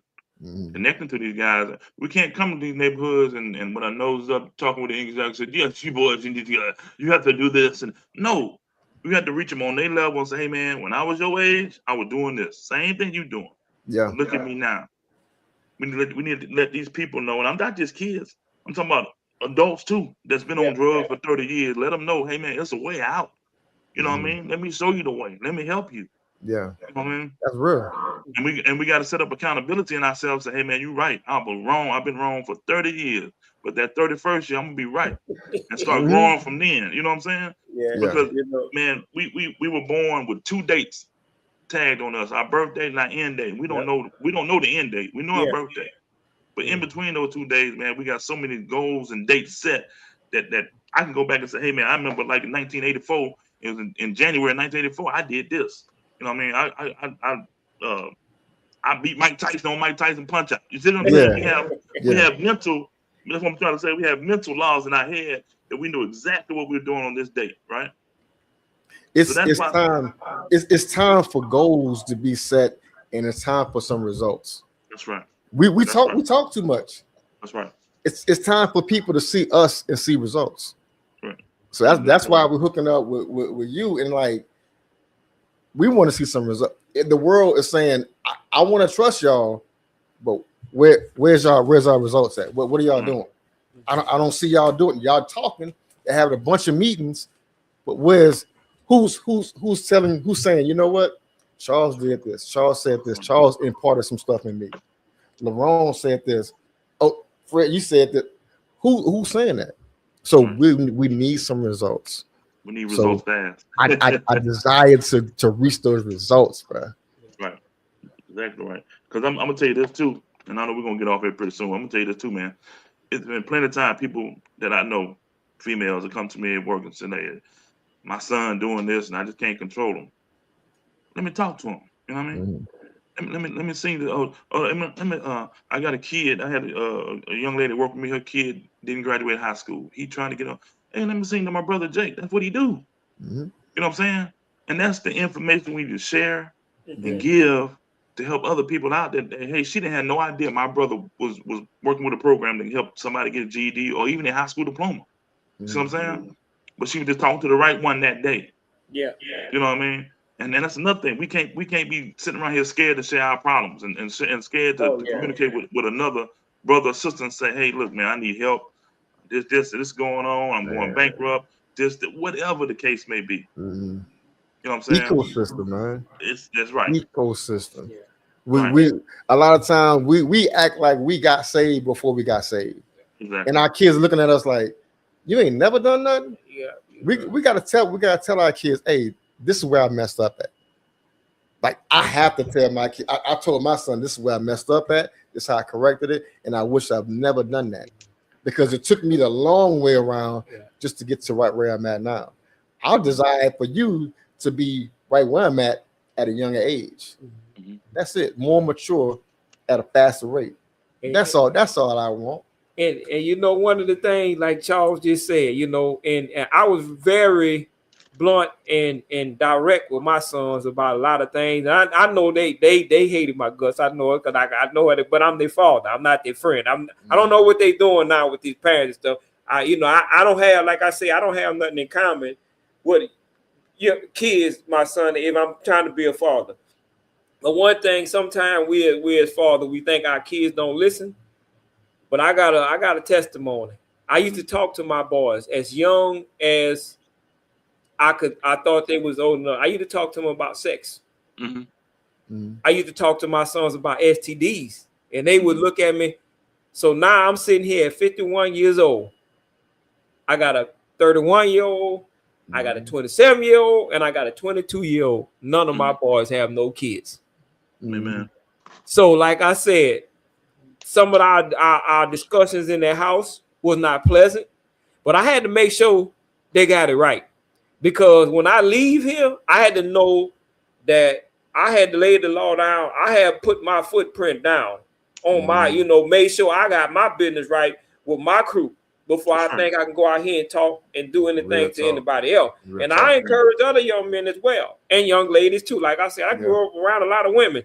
I give women recipes because I'm a cooker.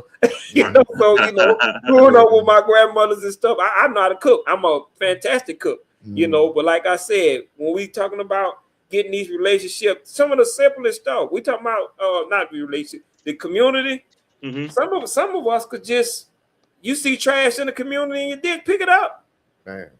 Do one Saturday where everybody in the community get up. Go pick your trash up. Yeah. Go check on your elders. See how they doing. Go run the Walmart for them. Do you know it's plenty of stuff that we start live like the first downs. That's just the first down. Start with the small stuff, and then you'll eventually it'll wind up to something big. Yeah, that's right. But like I said, whatever you got going on, brother, we with you. Yeah, we don't live in your community, but we will come in your community. Whatever you got going on that's needed, we all aboard. We got your back, bro. We got your back. So you got a friend in us. Yeah, and likewise, and I tell everybody I deal with. And I talked to Jeffrey the other day, and I told him, man, anything you need done, bro, just say it. You know, and we got to have that thing. We got to have that system, like Brother Charles said. We got to have that ecosystem. Yeah. When I was in college, and I went to Jackson State, and my psychology teacher, he said, study an ant farm. It was like ants. He said, study an ant farm. With an ant farm, every ant has a job to do. Yes. Every ant is in sequence with that job. Every ant's job is liable to that farm. And the ants that don't do their job, they're gonna get rid of them. Come on. They're gonna kick them out. They're gonna kick him out that farm. They're gonna tear him from limb to limb and throw him out. Yeah. Because he's not doing his job. You know what I'm saying? I took a 9-month course for beekeepers. I'm thinking, how you going to talk about bees for 9 months? It was the most interesting thing I ever seen in my life. Just same thing with ants. Every bee has a job. The male bees, the queen, the worker bees. If they don't have a queen, they'll make a queen. So observe an ant pile, and you will learn so many principles that you can take for your life. So I like that. I got a question for you. You just talked about the ants. Why do you think it's so hard for us to get in our head that everybody have a role to play in our culture, in our households, in our neighborhood, in our relationships? You know why? I'm gonna tell you why, man. I think because a lot of people don't know their role. You know what I mean? I'm gonna break it down to relationships, like men and women. That's the only relationship I know. Okay, I don't knock nobody for what they do or what they believe in, but the only relationship I know is between a man and a woman, romantically. The Bible said for the man supposed to lead that household, the woman's supposed to follow. But see, what we have today is these women, and I'm not women. Don't get mad at me. I love all y'all, but we have women that's headstrong and say, "Hey, he don't tell me what to do. He ain't gonna tell me what to do." You know, that's not how it's supposed to work. It's supposed to be like the man's supposed to be the leader. Now he may be wrong. The man may be wrong sometimes, but that's when the system itself fixes itself. The lady comes back and helps. Okay, we did this. We're gonna do this, but listen to what I got to say. Check this out. Let's try this. But that's a strong foundation. The problem I think we have in our community is don't nobody know their roles. Everybody want to be the leader. Either you're gonna be a leader or you're gonna be a slacker. We don't have no in between people. You know what I mean? We don't have no people that can lead and teach and guide and then follow somebody else. You see what I'm saying? You know, we look up to I'm just saying some names: Jesse Jackson, Al Sharpton, Farrakhan. You know, that's some of our leaders in our community. Yeah. And you know what we do as a community? If something going on with that dumb Donald Trump, we expect Al Sharpton to get on him. Get on him, Al. Get on him, because we expect him to lead us through it. You see what I'm saying? Yeah. But we don't know how to follow. If Brother Al come back and say, "Hey man, look, our community need this, our community." No, that nigga crazy. You know what I'm saying? We switch just that quick. You see what I'm saying? Yeah. We don't know our roles. That's just my opinion. We don't know our roles. They know it's going to take some work.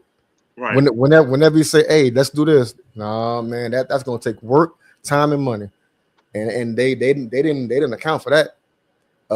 And so my thing is, when I look at young people or just anybody out there that's not doing anything, and my pastor Jeff Reed, he said this, and it took a while for me to get it.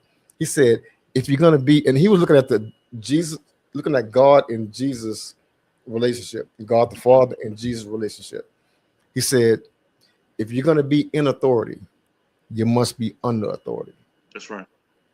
If you're gonna be in authority, you must be under authority. And he said this: a person who's not under authority is a dangerous man. Exactly. They got people out there who you can't tell them nothing. They ain't got no big dudes, no big bros, no homeboys, the OGs to say to tell them anything. They're a dangerous man, and leave them alone. And that's really one of my keys for women. If you're dating somebody and you look at him and he ain't got nobody to talk to him, he a dangerous man. That's right. If you can't call nobody and have them check him, leave him. Yeah. Because as men, we're gonna get away from ourselves. You know what I'm saying? We have to top ourselves. So he's dangerous. Yeah. Let me correct myself. Let me correct myself and explain to these women when I say the Bible said a man should lead the household. I'm not saying, and my interpretation of the Bible is not saying that the man say, "Hey, boom, No, you're gonna do what I say, do it all the time." No. no. The type of lead I'm talking about is if something go down in the house, the first person you're gonna see is that man. Yes. If the lights get cut off, that man gonna pay that bill. You see what I'm saying? Yep. If it's some drama come to your door, Yes. that dude, whoever that door gonna see that man first. Mhm. You see what I'm saying? If something go wrong with the kids, they need to answer. Hey baby, they messing up. Where my bill? That should be that man. You see what I'm saying? Yeah. I don't want y'all thinking. I don't want no ladies to think. I know y'all don't think that. I don't want no ladies to think I say the man should rule by iron fist and whatever he say goes. No, because that's No. like you said, that's very dangerous. That's why we got that dumb president we got now, because he think nobody can tell him what to do. That's why we're in a situation with him now. 100%. You see what I'm saying? Because he has authority beyond authority, he believes. Yeah. But that's not the case. And we just have to teach kids and ourselves and our generation also to be leaders. What is it to be a leader? What does it mean to be a leader? We say, I'm the man, I'm this, that, and the other. Well, if you're a leader, what does that look like? Right. If we can't define it, then we can't instruct anybody in that way. So we have to really focus on what does it take to be a leader in the household, because your first ministry is your house. Yeah, that's right. Your first ministry, and if that's it. If and I'm gonna stand 10 toes down with my feet in the concrete with no shoes on. If a house failing, it's the man's fault. It's the man's fault because God gives us something called foresight. Mm-hmm. That's right. I'm gonna go old school foresight, the ability to see beyond, to see past the normal. Exactly. To think, plan ahead. That's all in us. Same thing with structure. A man brings structure to a household. Right. That's not the character. Yeah, that's not the characteristic of a female. Now, I hear women, and we could do it. Like I said, I hear women talk about cooking. I'm not cooking it, but cooking is just more than just what you think it is. Your kitchen is your hospital. That's right. That's what it is. That nurturing, that nutrition comes from that kitchen. Yeah. Unless you want to be a woman that always complaining about going to the school, get your kids because they always sick. But your kitchen is your hospital. That's right. That's your deliverance. That's your operating room. We still the leaders though. Yeah. It's just like this. It's like a car factory. It's so many different things, you got somebody got to make the steel, somebody got to make the plastic, somebody got to make the rubber. If the people who's making the rubber ain't making the right rubber, then how it's gonna ride? It's not. You're 100% right. With that, like I said, until your purpose, until we learn our purpose, male and female, because we can go on the rip right there. Anything a man brings has already. A woman supposed to have the ability. This is what they're not talking about, to multiply that. We music lovers. Right. Gucci Mane and his wife is the perfect example. How he left for that money, she doubled that money. Yeah. You see what I'm saying? Yeah. Exactly. So until we get in that mindset that we're not, you know, far as like trying to, you know, divide, you know, everybody has a role. You like you said to the house. We said on the other podcast, we did one on a marriage relationship before. If danger come to that door, guess who the first person got to meet danger in that door? Because I can't let you come in my house and affect my children and my wife. And it might cost me my life. It could cost us our life. When we sign that contract of marriage, that means that I signed a contract to protect you with everything. And it could cost me my life. Because before I let that intruder come in this house, he gonna have to kill me. He had to kill you. Exactly. Yeah, and when we sign up, that's what I'm saying. That we don't take that stuff. We take it too lightly. We do.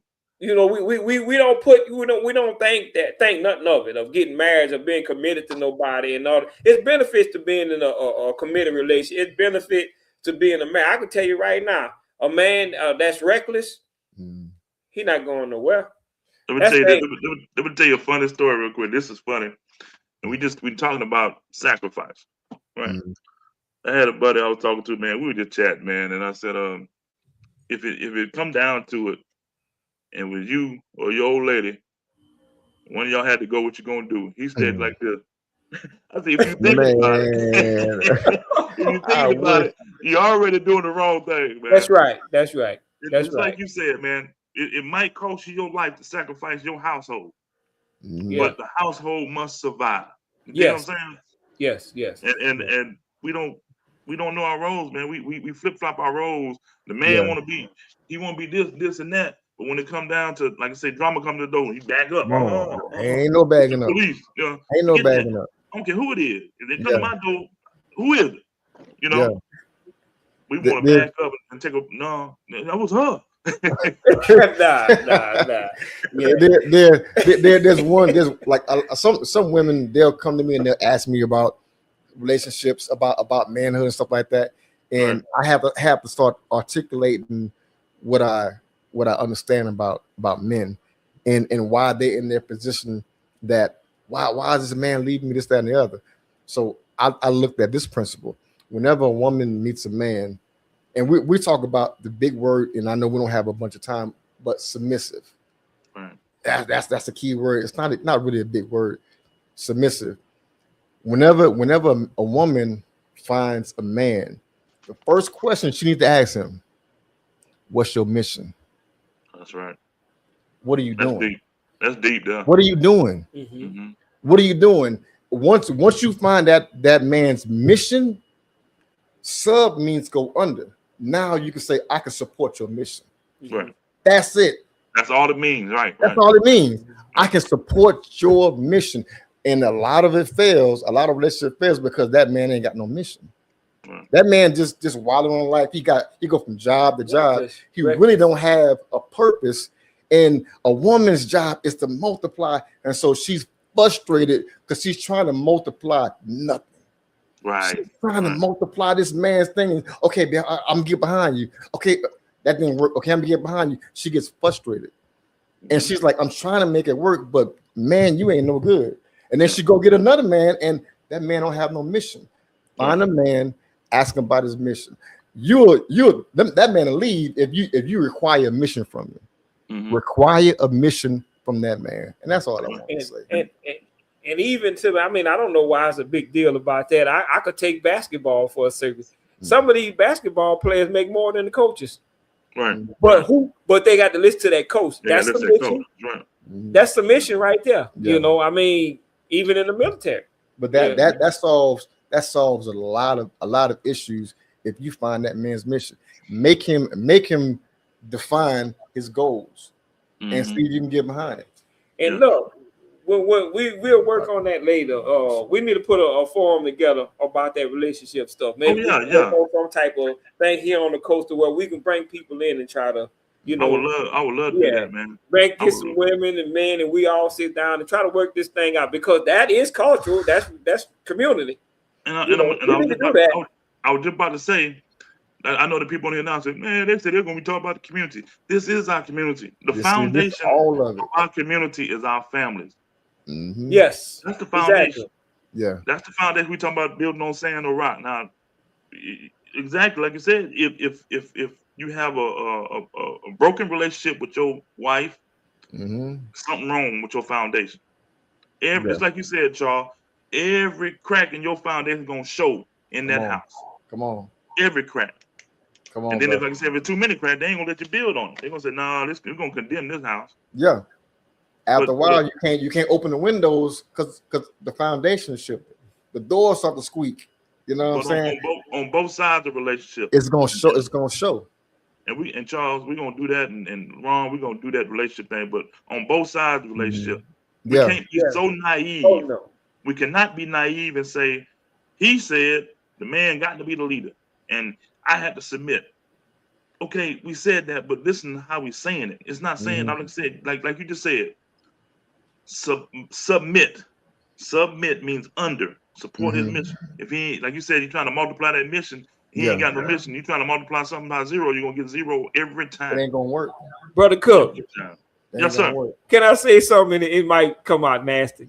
No, Pete- man, just say it. Pete, people don't have no problem going to the job and submit to the supervisor, the Right. boss. Exactly. They do it with no problem. No word about it, no nothing. And they Yeah. don't even like the job. Right. But they still go up underneath that Look. mission, like Charles said. Yeah. Don't even like his job, and he did yes sir, and he get home and say, you had to do this, he get home and talk about it. See what I'm saying? Man. Bring it home. Yeah. So Yeah. but but But yeah, man, it was good, man. It was good. we And real good. And look, I just don't want to do the relationship thing, man. I want to try to get with you guys, man, and let's start forming. I don't know about monthly, but maybe quarterly, a forum on every issue we got going on in our Okay. community, man. we for it. We for it. Yeah, I'm ready. Yeah. And I know some people in some good places like Jeff. I know Jeff. Anything I go to Jeff with, he gonna say, man, let's get it, let's do it. Yeah, And I we know had y'all him on know the Jeff podcast. as well. Yeah. Man, So- that dude, I said, Lord have mercy. Because I was thinking about politics one way, he broke Right. it down another way, and I was like, oh, this is the reason why we should be in politics, Right. and right. that's the reason why we brought him on the We- podcast, we- just to get his just to hear his heart about government. We have a false understanding about government from a distance. He's in it, and I'm like, oh, this is the reason. So Right. it was good. It was Yeah. real good. Actually, we need to get together. We might bring him back here because he's running for Congress now. Yeah. Right. You know, we have to let people know. A lot of people really don't know what that job is. Right. They don't right. even know what the job is he was doing before. You know, Right. so we would have to bring him in to let him explain to what he controls and what how we can So he could teach the people in the area of what his position, his new role he's running for. And then people don't know how powerful those jobs are. And let me get this out of the way first, because I don't want people to think that we racist people or what. It's beyond race. It's No. beyond gender. It's beyond religion. What you need is like-minded people, Yes. like you, like me, that Yeah. think the same way. I don't care who you are. If you think the same way we're thinking as a community, we can go forward. You know what I'm saying? 100%. But we know we got black people that don't think the way we think. You see what I'm saying? Yeah. And you see what kind of harm they do to the community. Yeah, man, we're in an epidemic right now, bro. Oh, We yeah. have a very unique situation as far as African American community. Right. We have to address those things, and I think what we're talking about, we can start getting some points quarterly and get together and start addressing these points and saying, what have we done? Right. You know, like we can talk about whatever and say, look, when I come to you, this is what we've done, You know, and let's make it better, you know. because Right. ain't no gatekeepers no more. You know what I'm That's saying? right. That's We building from we first generation now. Right. First generation truth sharers. You know what I'm saying? We sharing the right. truth. And And we same get- thing what you Yeah. said about politics and stuff. Like a lot of people don't believe in the census, but they don't know what's the importance of that census. Right. You know, Right. the government don't send money to communities that's not growing. Right. So when you Yeah. pass up that opportunity and the numbers are not matching, and you sitting here grabbing why they don't want to do this, they don't want to do that, but without the numbers are not there. It have to make sense. Yeah, That's yeah. right. But we had this false, some people think, oh, I'm not doing that because I have to go do jury do it. And I had to explain that to some people too. until this is one of your loved ones sitting on trial somewhere, you know, then you might need to think about that. That's something minor because you don't want to go. They might call me for jury duty. I'll go all day long. It's gonna make my community better. Go all day long. It's just like man, it's like it at the church. You might have the biggest and baddest church, all the biggest choir, the drums, and all that good stuff, and music sound good with the wrong leader, the wrong pastor, the pastor that got multiple women, and you're not growing, you're not going anywhere, you're not learning. You see what I'm saying? Yeah. That's what that's why I said like-minded people, and we need to do that, and we need to start putting some stuff together, man, where we can do some stuff quarterly, maybe once a month if it takes once a month. Why not? Yeah. Why not? Exactly. Anything that's gonna help our mission, I'm down for we with it. You know, that's what we stand hey, for. We need to start off with that relationship thing, though. Building families, because the family actually, be honest with you, we laugh. It comes from up there from him. That's right. The divine order. It ain't nothing we making up until we get that right.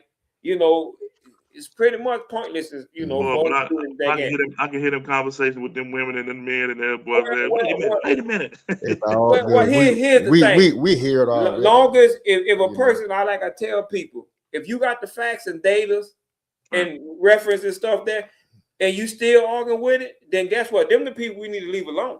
That's the ones we need to just push them on. Don't let that stop and deter our mission.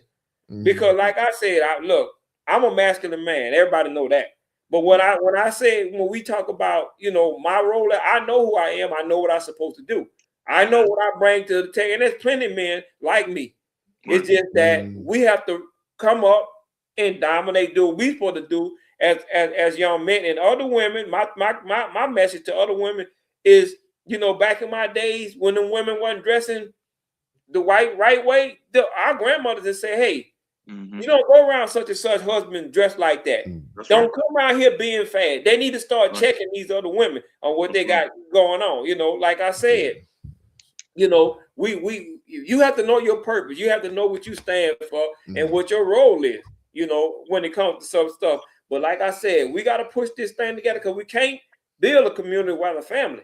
Yeah. Because we here in Mississippi, I know everybody here know about the brain drain. Our kids are graduating here and they're getting on. You know when they come back, when they putting Brother Fred in the ground, Brother Charles, and putting me in the ground because they don't want no parts of even, you know, if they inherited the land of the house, generational wealth, what we talking about. They'll sell that and keep on moving. Keep on moving, right? We're better together. Yeah. We're better together. So we got to put this family back together. That's right. Amen. Man, hey, look, y'all. I'm glad we did this, man, because I'm telling you, man, there's so much stuff. There's so much stuff we can learn and share together, man. Yeah.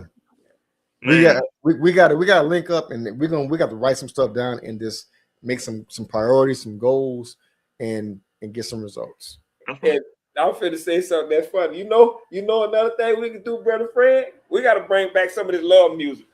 We gotta bring some of this love, but that love music will make some things change, son. You know, that's what I'm saying.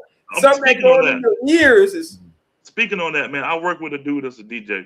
Shout out to my boy Stan, and we were talking about that the other day, man. He said, "Man, you remember I used to go to them dances and they had them slow signs. You know, you look for somebody to dance with. I had a girl in high school. I always danced on slow zone, you know, and then we cranked the party back up. They don't do that no more. They don't do that no more. It's all about fighting. Yeah. And how bad somebody is, and what kind of drugs they take, and all that stuff, man.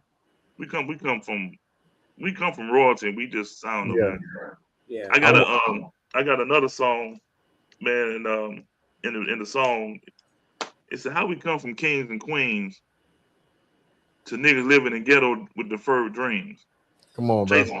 I mean, we chasing deferred dreams. You know what I'm saying? Mm-hmm. Martin Luther King, man, it was a dreamer. Like I said, Malcolm X was a dreamer. Yeah. And when I say a dreamer, I don't mean sleep. I mean awoke, seeing things. You know what I mean? And we all are. Well, like I said that earlier. We all are dreamers. We just gotta follow them dreams and follow our goals and make sure everything fit together, man. But one thing is for sure that we all agree on: we can't fix nothing until we fix ourselves. That's right. 100%. That's right.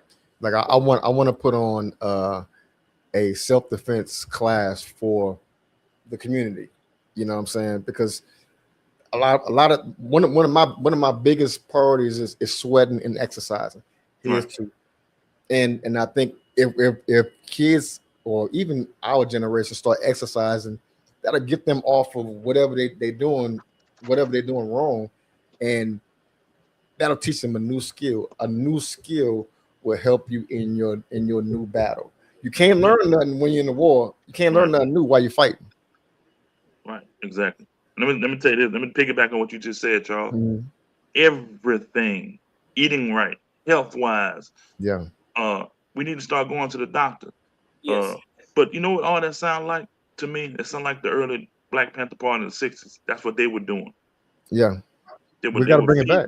eating and teaching each other and doing all that stuff. That's why the government didn't like them. Yeah. Mhm. And then Listen you to know. that. We got to bring that back and then go a step above Now, that.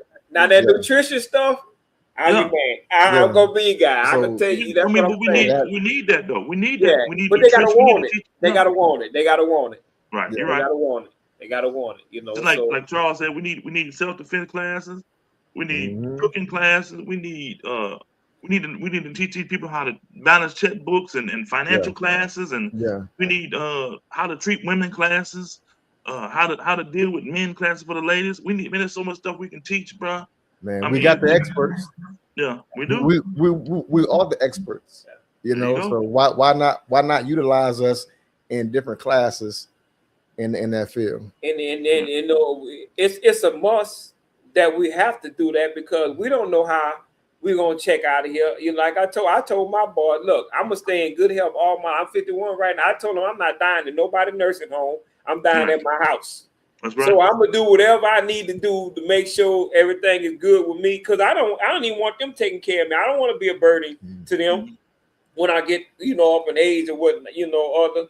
But at the same time, we got to replenish that because, like I said, it's gonna be a shortage of doctors if we don't encourage that. It's gonna be a shortage of a lot of things if we don't encourage that. We just can't throw everybody away.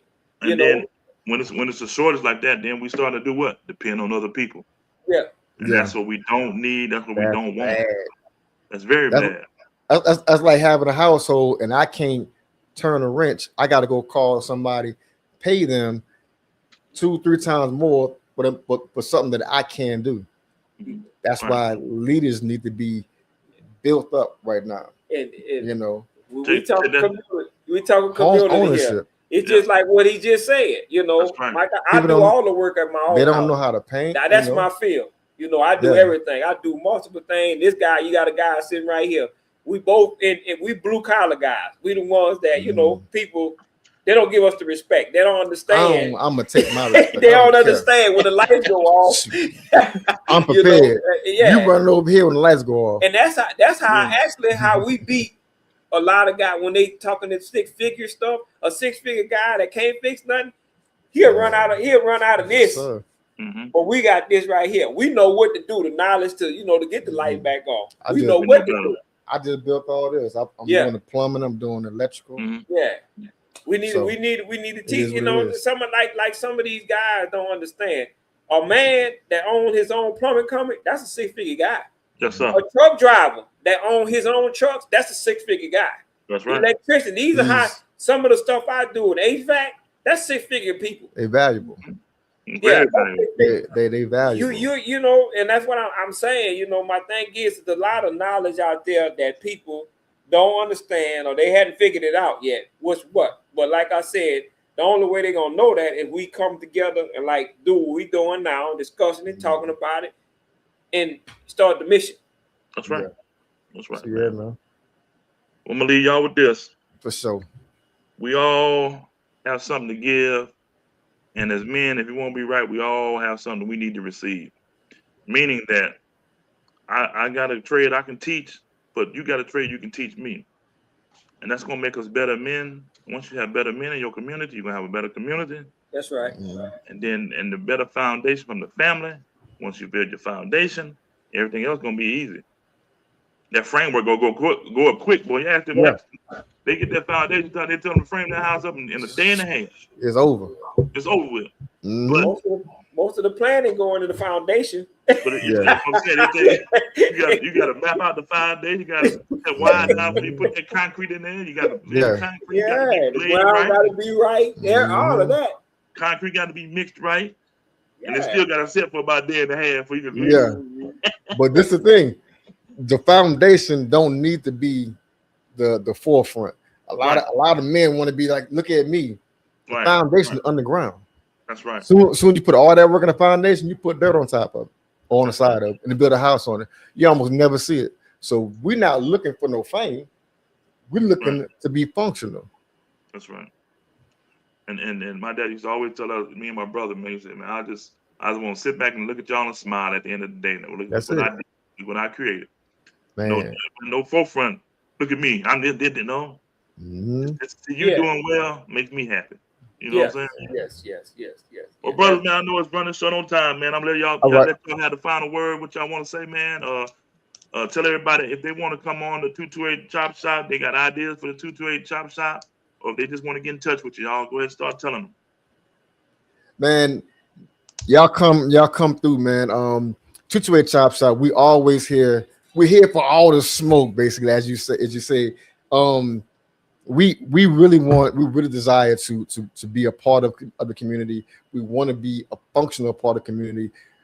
We're gonna change your mentality on black men, on men in general, because you should look at us and you should see value in us, and you should trust your child or another man around us where we can lead them in the right direction. Just like bowling, those bumpers on the side, when the kids bumpers, we're not gonna let them go in the gutter.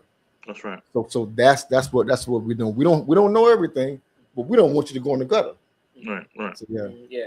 And like I said, man, this is a passion of mine to try to draw us all back together so we can all just, be at peace and strive to be better. The stuff that happened I'm a big dreamer. And like you said, the stuff that happened back in the days where everybody was united together, growing together, stuff like that, but like I said, y'all said a mouthful, we here for that younger generation. We here to give them a voice as well, because they got something to say too, so we're not shying away from that as what, so Yeah. So that's it, man. So Community that's building, that's it. what we do, right? Yeah. All right. I hear you playing some music in the background. What's that? Oh, man, look, we just got these fire tunes. Just let you hear real quick. Chop Shop This is our outro. music. Listen to it. Yeah, we living in the moment. From the Gulf Coast to the 7th Ward. You put y'all banner up. Voices are reward. It's that 228 Chop Shop. Let's go. We come together, two worlds collide. Single fathers on a path, walking side by side from Mississippi shores to New Orleans beach, teaching boys to men. That's how we meet. Knowledge in our hands, wisdom in our hearts, bridging gaps for you. It's just the start. We rise above the struggle. We shine so bright with every word we speak. We ignite that light. Chop it up, let it flow. Come on. I like Yeah. that. Man, hold on, man. Hold on. Yeah. Hold on. I'm tipping like a new baby, son. They Come pump on, that thing man. in. That's fire. That's fire. We Have to give y'all a little preview. What's that? Who is that, man? I like that reggae sound. Songer. The Songer.com. Okay. You can do a free app, you could do a free song, put in whatever you want, it's gonna create the lyrics. It's gonna ask you, what do you want the song about? Typing in, it does everything. Wow. Come on, bro. You're gonna have to come on, man. Come on, man. Man. Come on, I man. like that, man. That's nice, bro. It makes everything like not perfect, but I'm like, I put all the stuff in here. I was like, what? Play it again, bro. Play it again. All right. Hold up. You can't tell me that ain't Bob Marley's son singing it. Y'all. It sound like it. Here we go. Yeah, we living in the moment. From the Gulf Coast to the 7th Ward. Two fathers on a mission. Voices are reward. It's that 228 Chop Shop. Let's go. We come together, two worlds collide. Single fathers on a path, walking side by side from Mississippi shores to New Orleans beach, teaching boys to men. That's how we meet. Knowledge in our hands, wisdom in our hearts, bridging gaps for you. It's just the start. We rise above the struggle. We shine so bright with every word we speak. We ignite that light. Chop it up, let it flow like a Hey. river. Man, Come on, man. y'all done showed me That something. sound like tonight, Bob boy. Marley. When we pull up, that's who we gonna. Come That's on, just man. one of two. We got Okay. another value one. That when we Come pull on. up at anybody event, Yeah. anything, we pulling up on this. I like Let that, us- man. I'm gonna send the information to you though, bro. Yeah, do that, man. I like that, man. Dude, it's Yeah. when I put it in, I was like, ain't no way, bro. Yeah. Ain't no the information I said, ain't no way. Man, the whole that's song amazing, together. bro. That Yeah, is amazing, But man. yeah, So we look forward to working with you. Get, Gotta you know, work like I with you. said, boots on the ground. We need to get Gotta this work thing with you. going. You, like I said, we could talk about this next generation all we want to, but if we ain't leading the charge, leading by example, and they don't see us working together, we can't complain about nothing.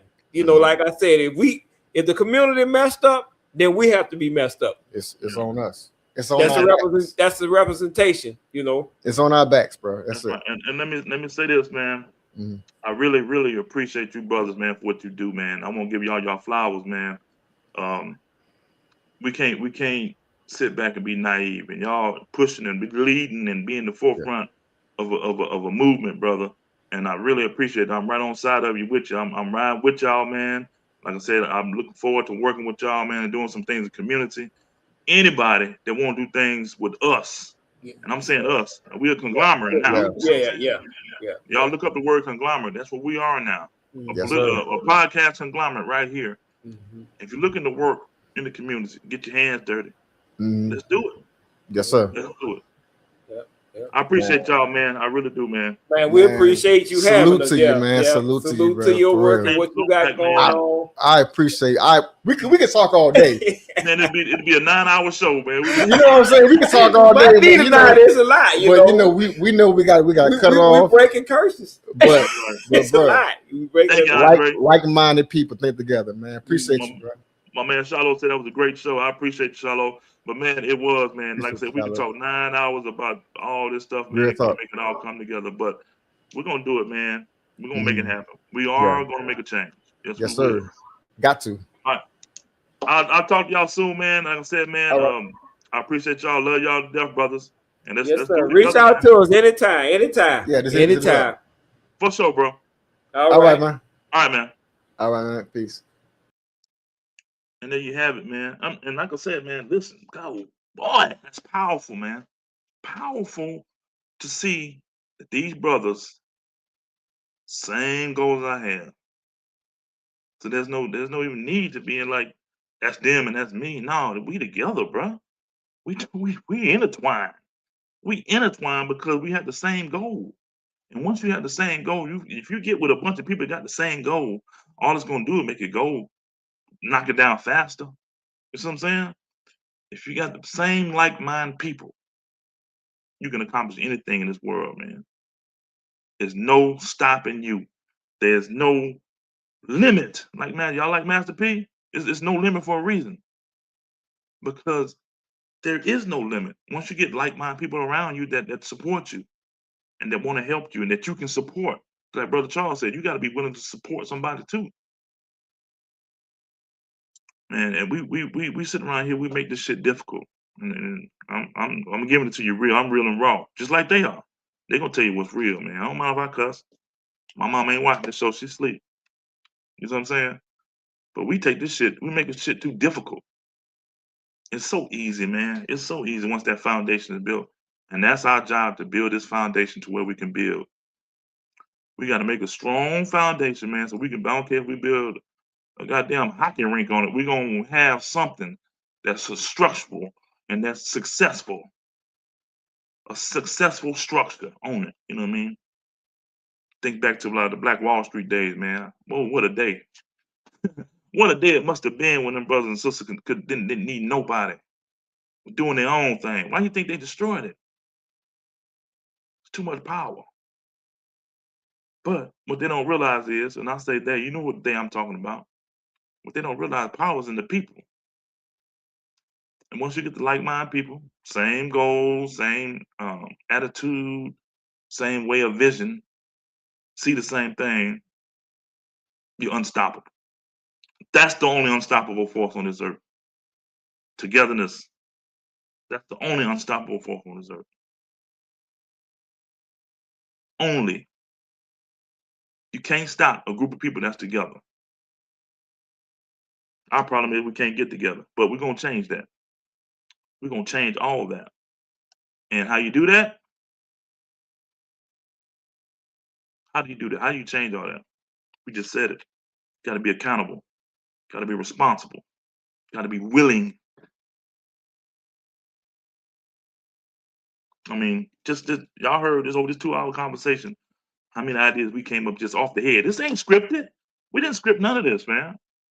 We didn't script none of it. I just told them to come on and do their show and on my show, and we share the show.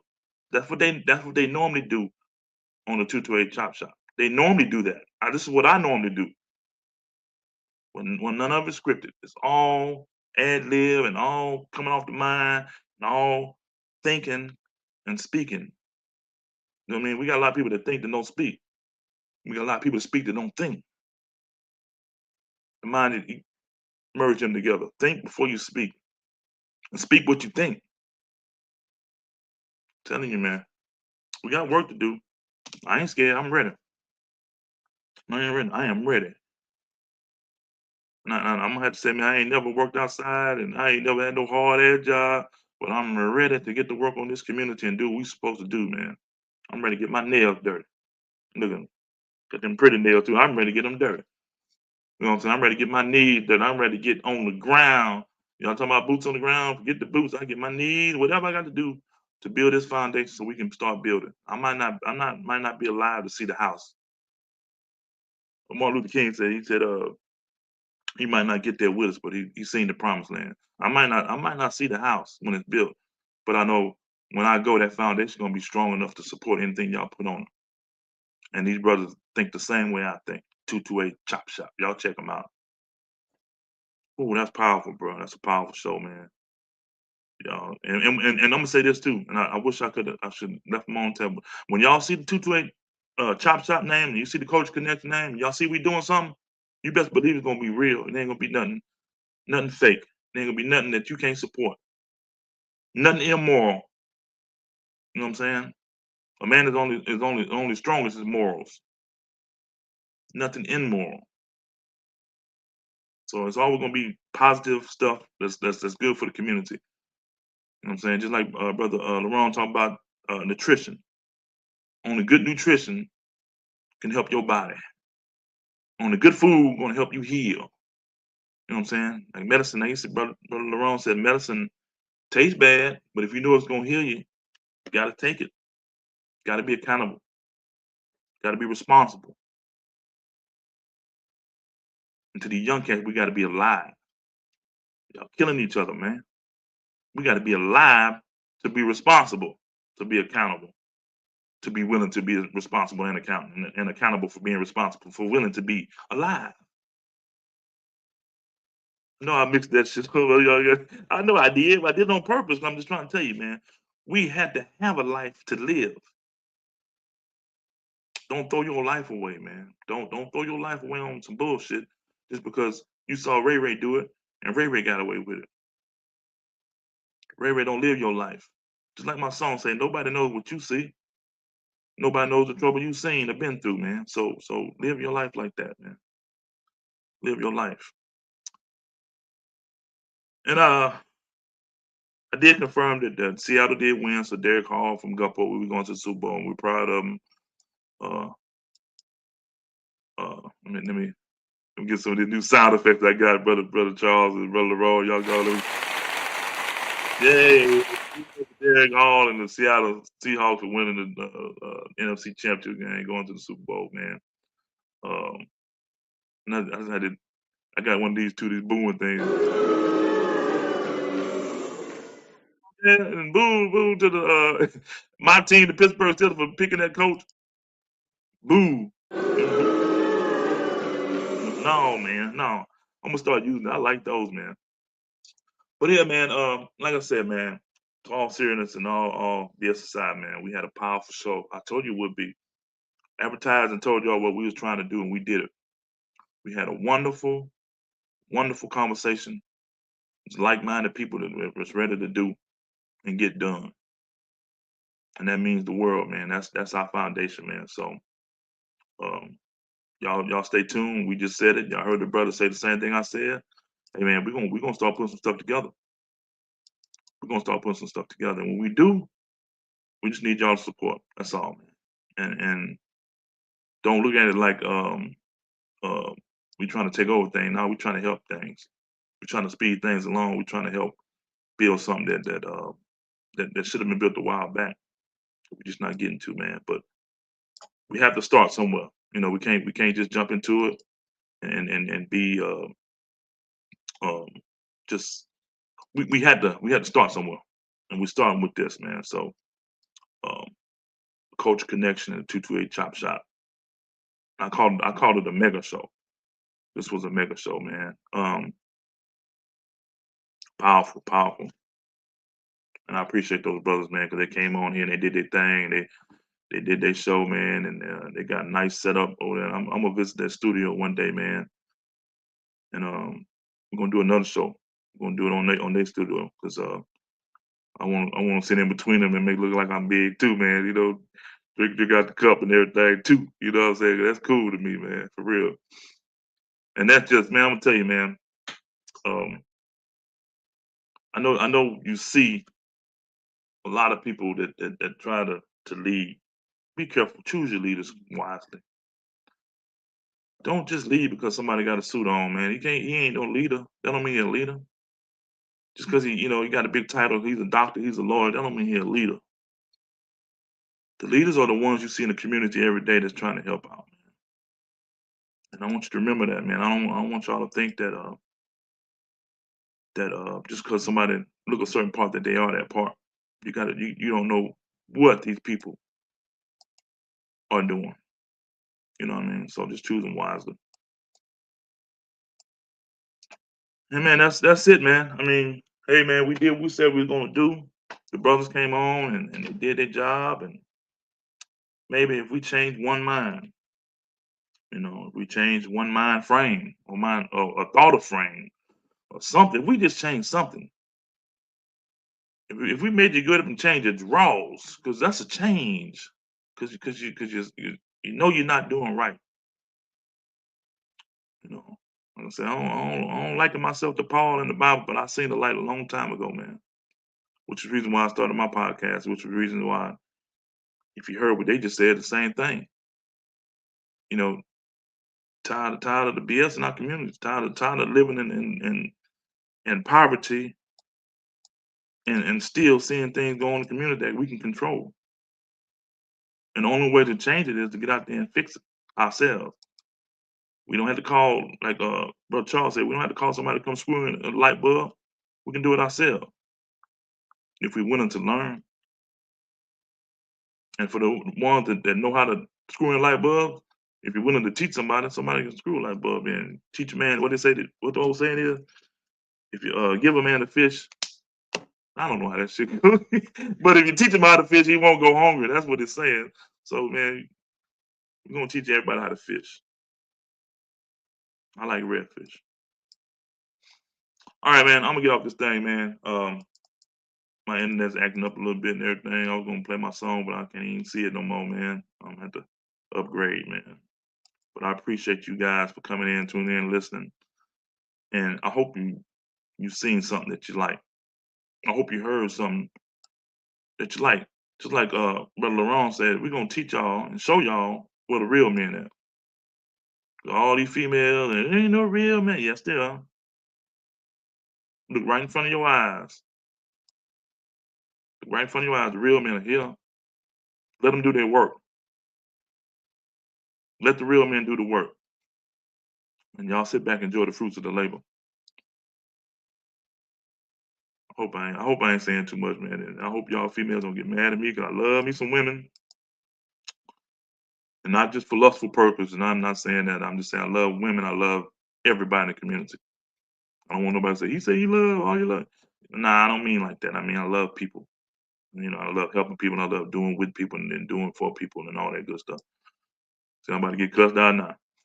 What do you say, Brother Shalom? Always informative. I appreciate you, brother.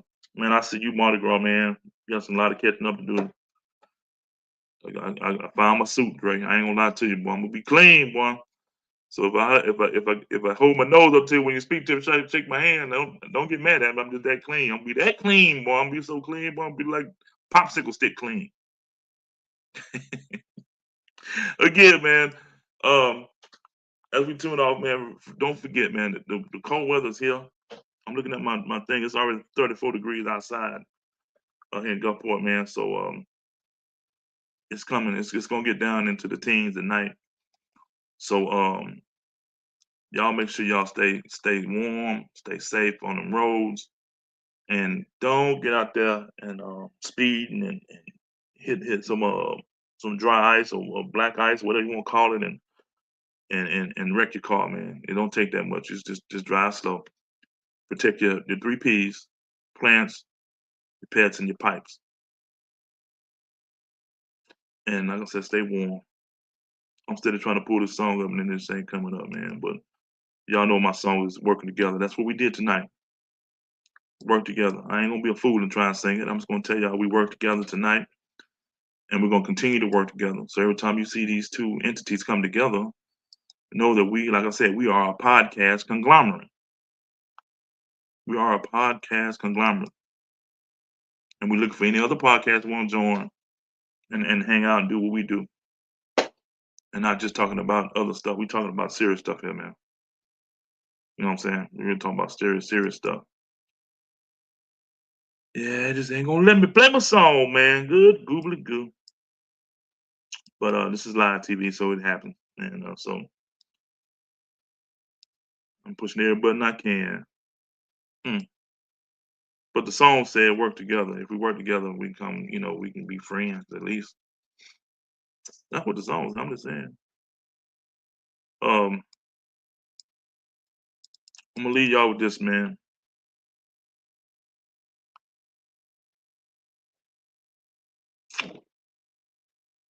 We got to clean up our communities, man, and we got to be real serious about it.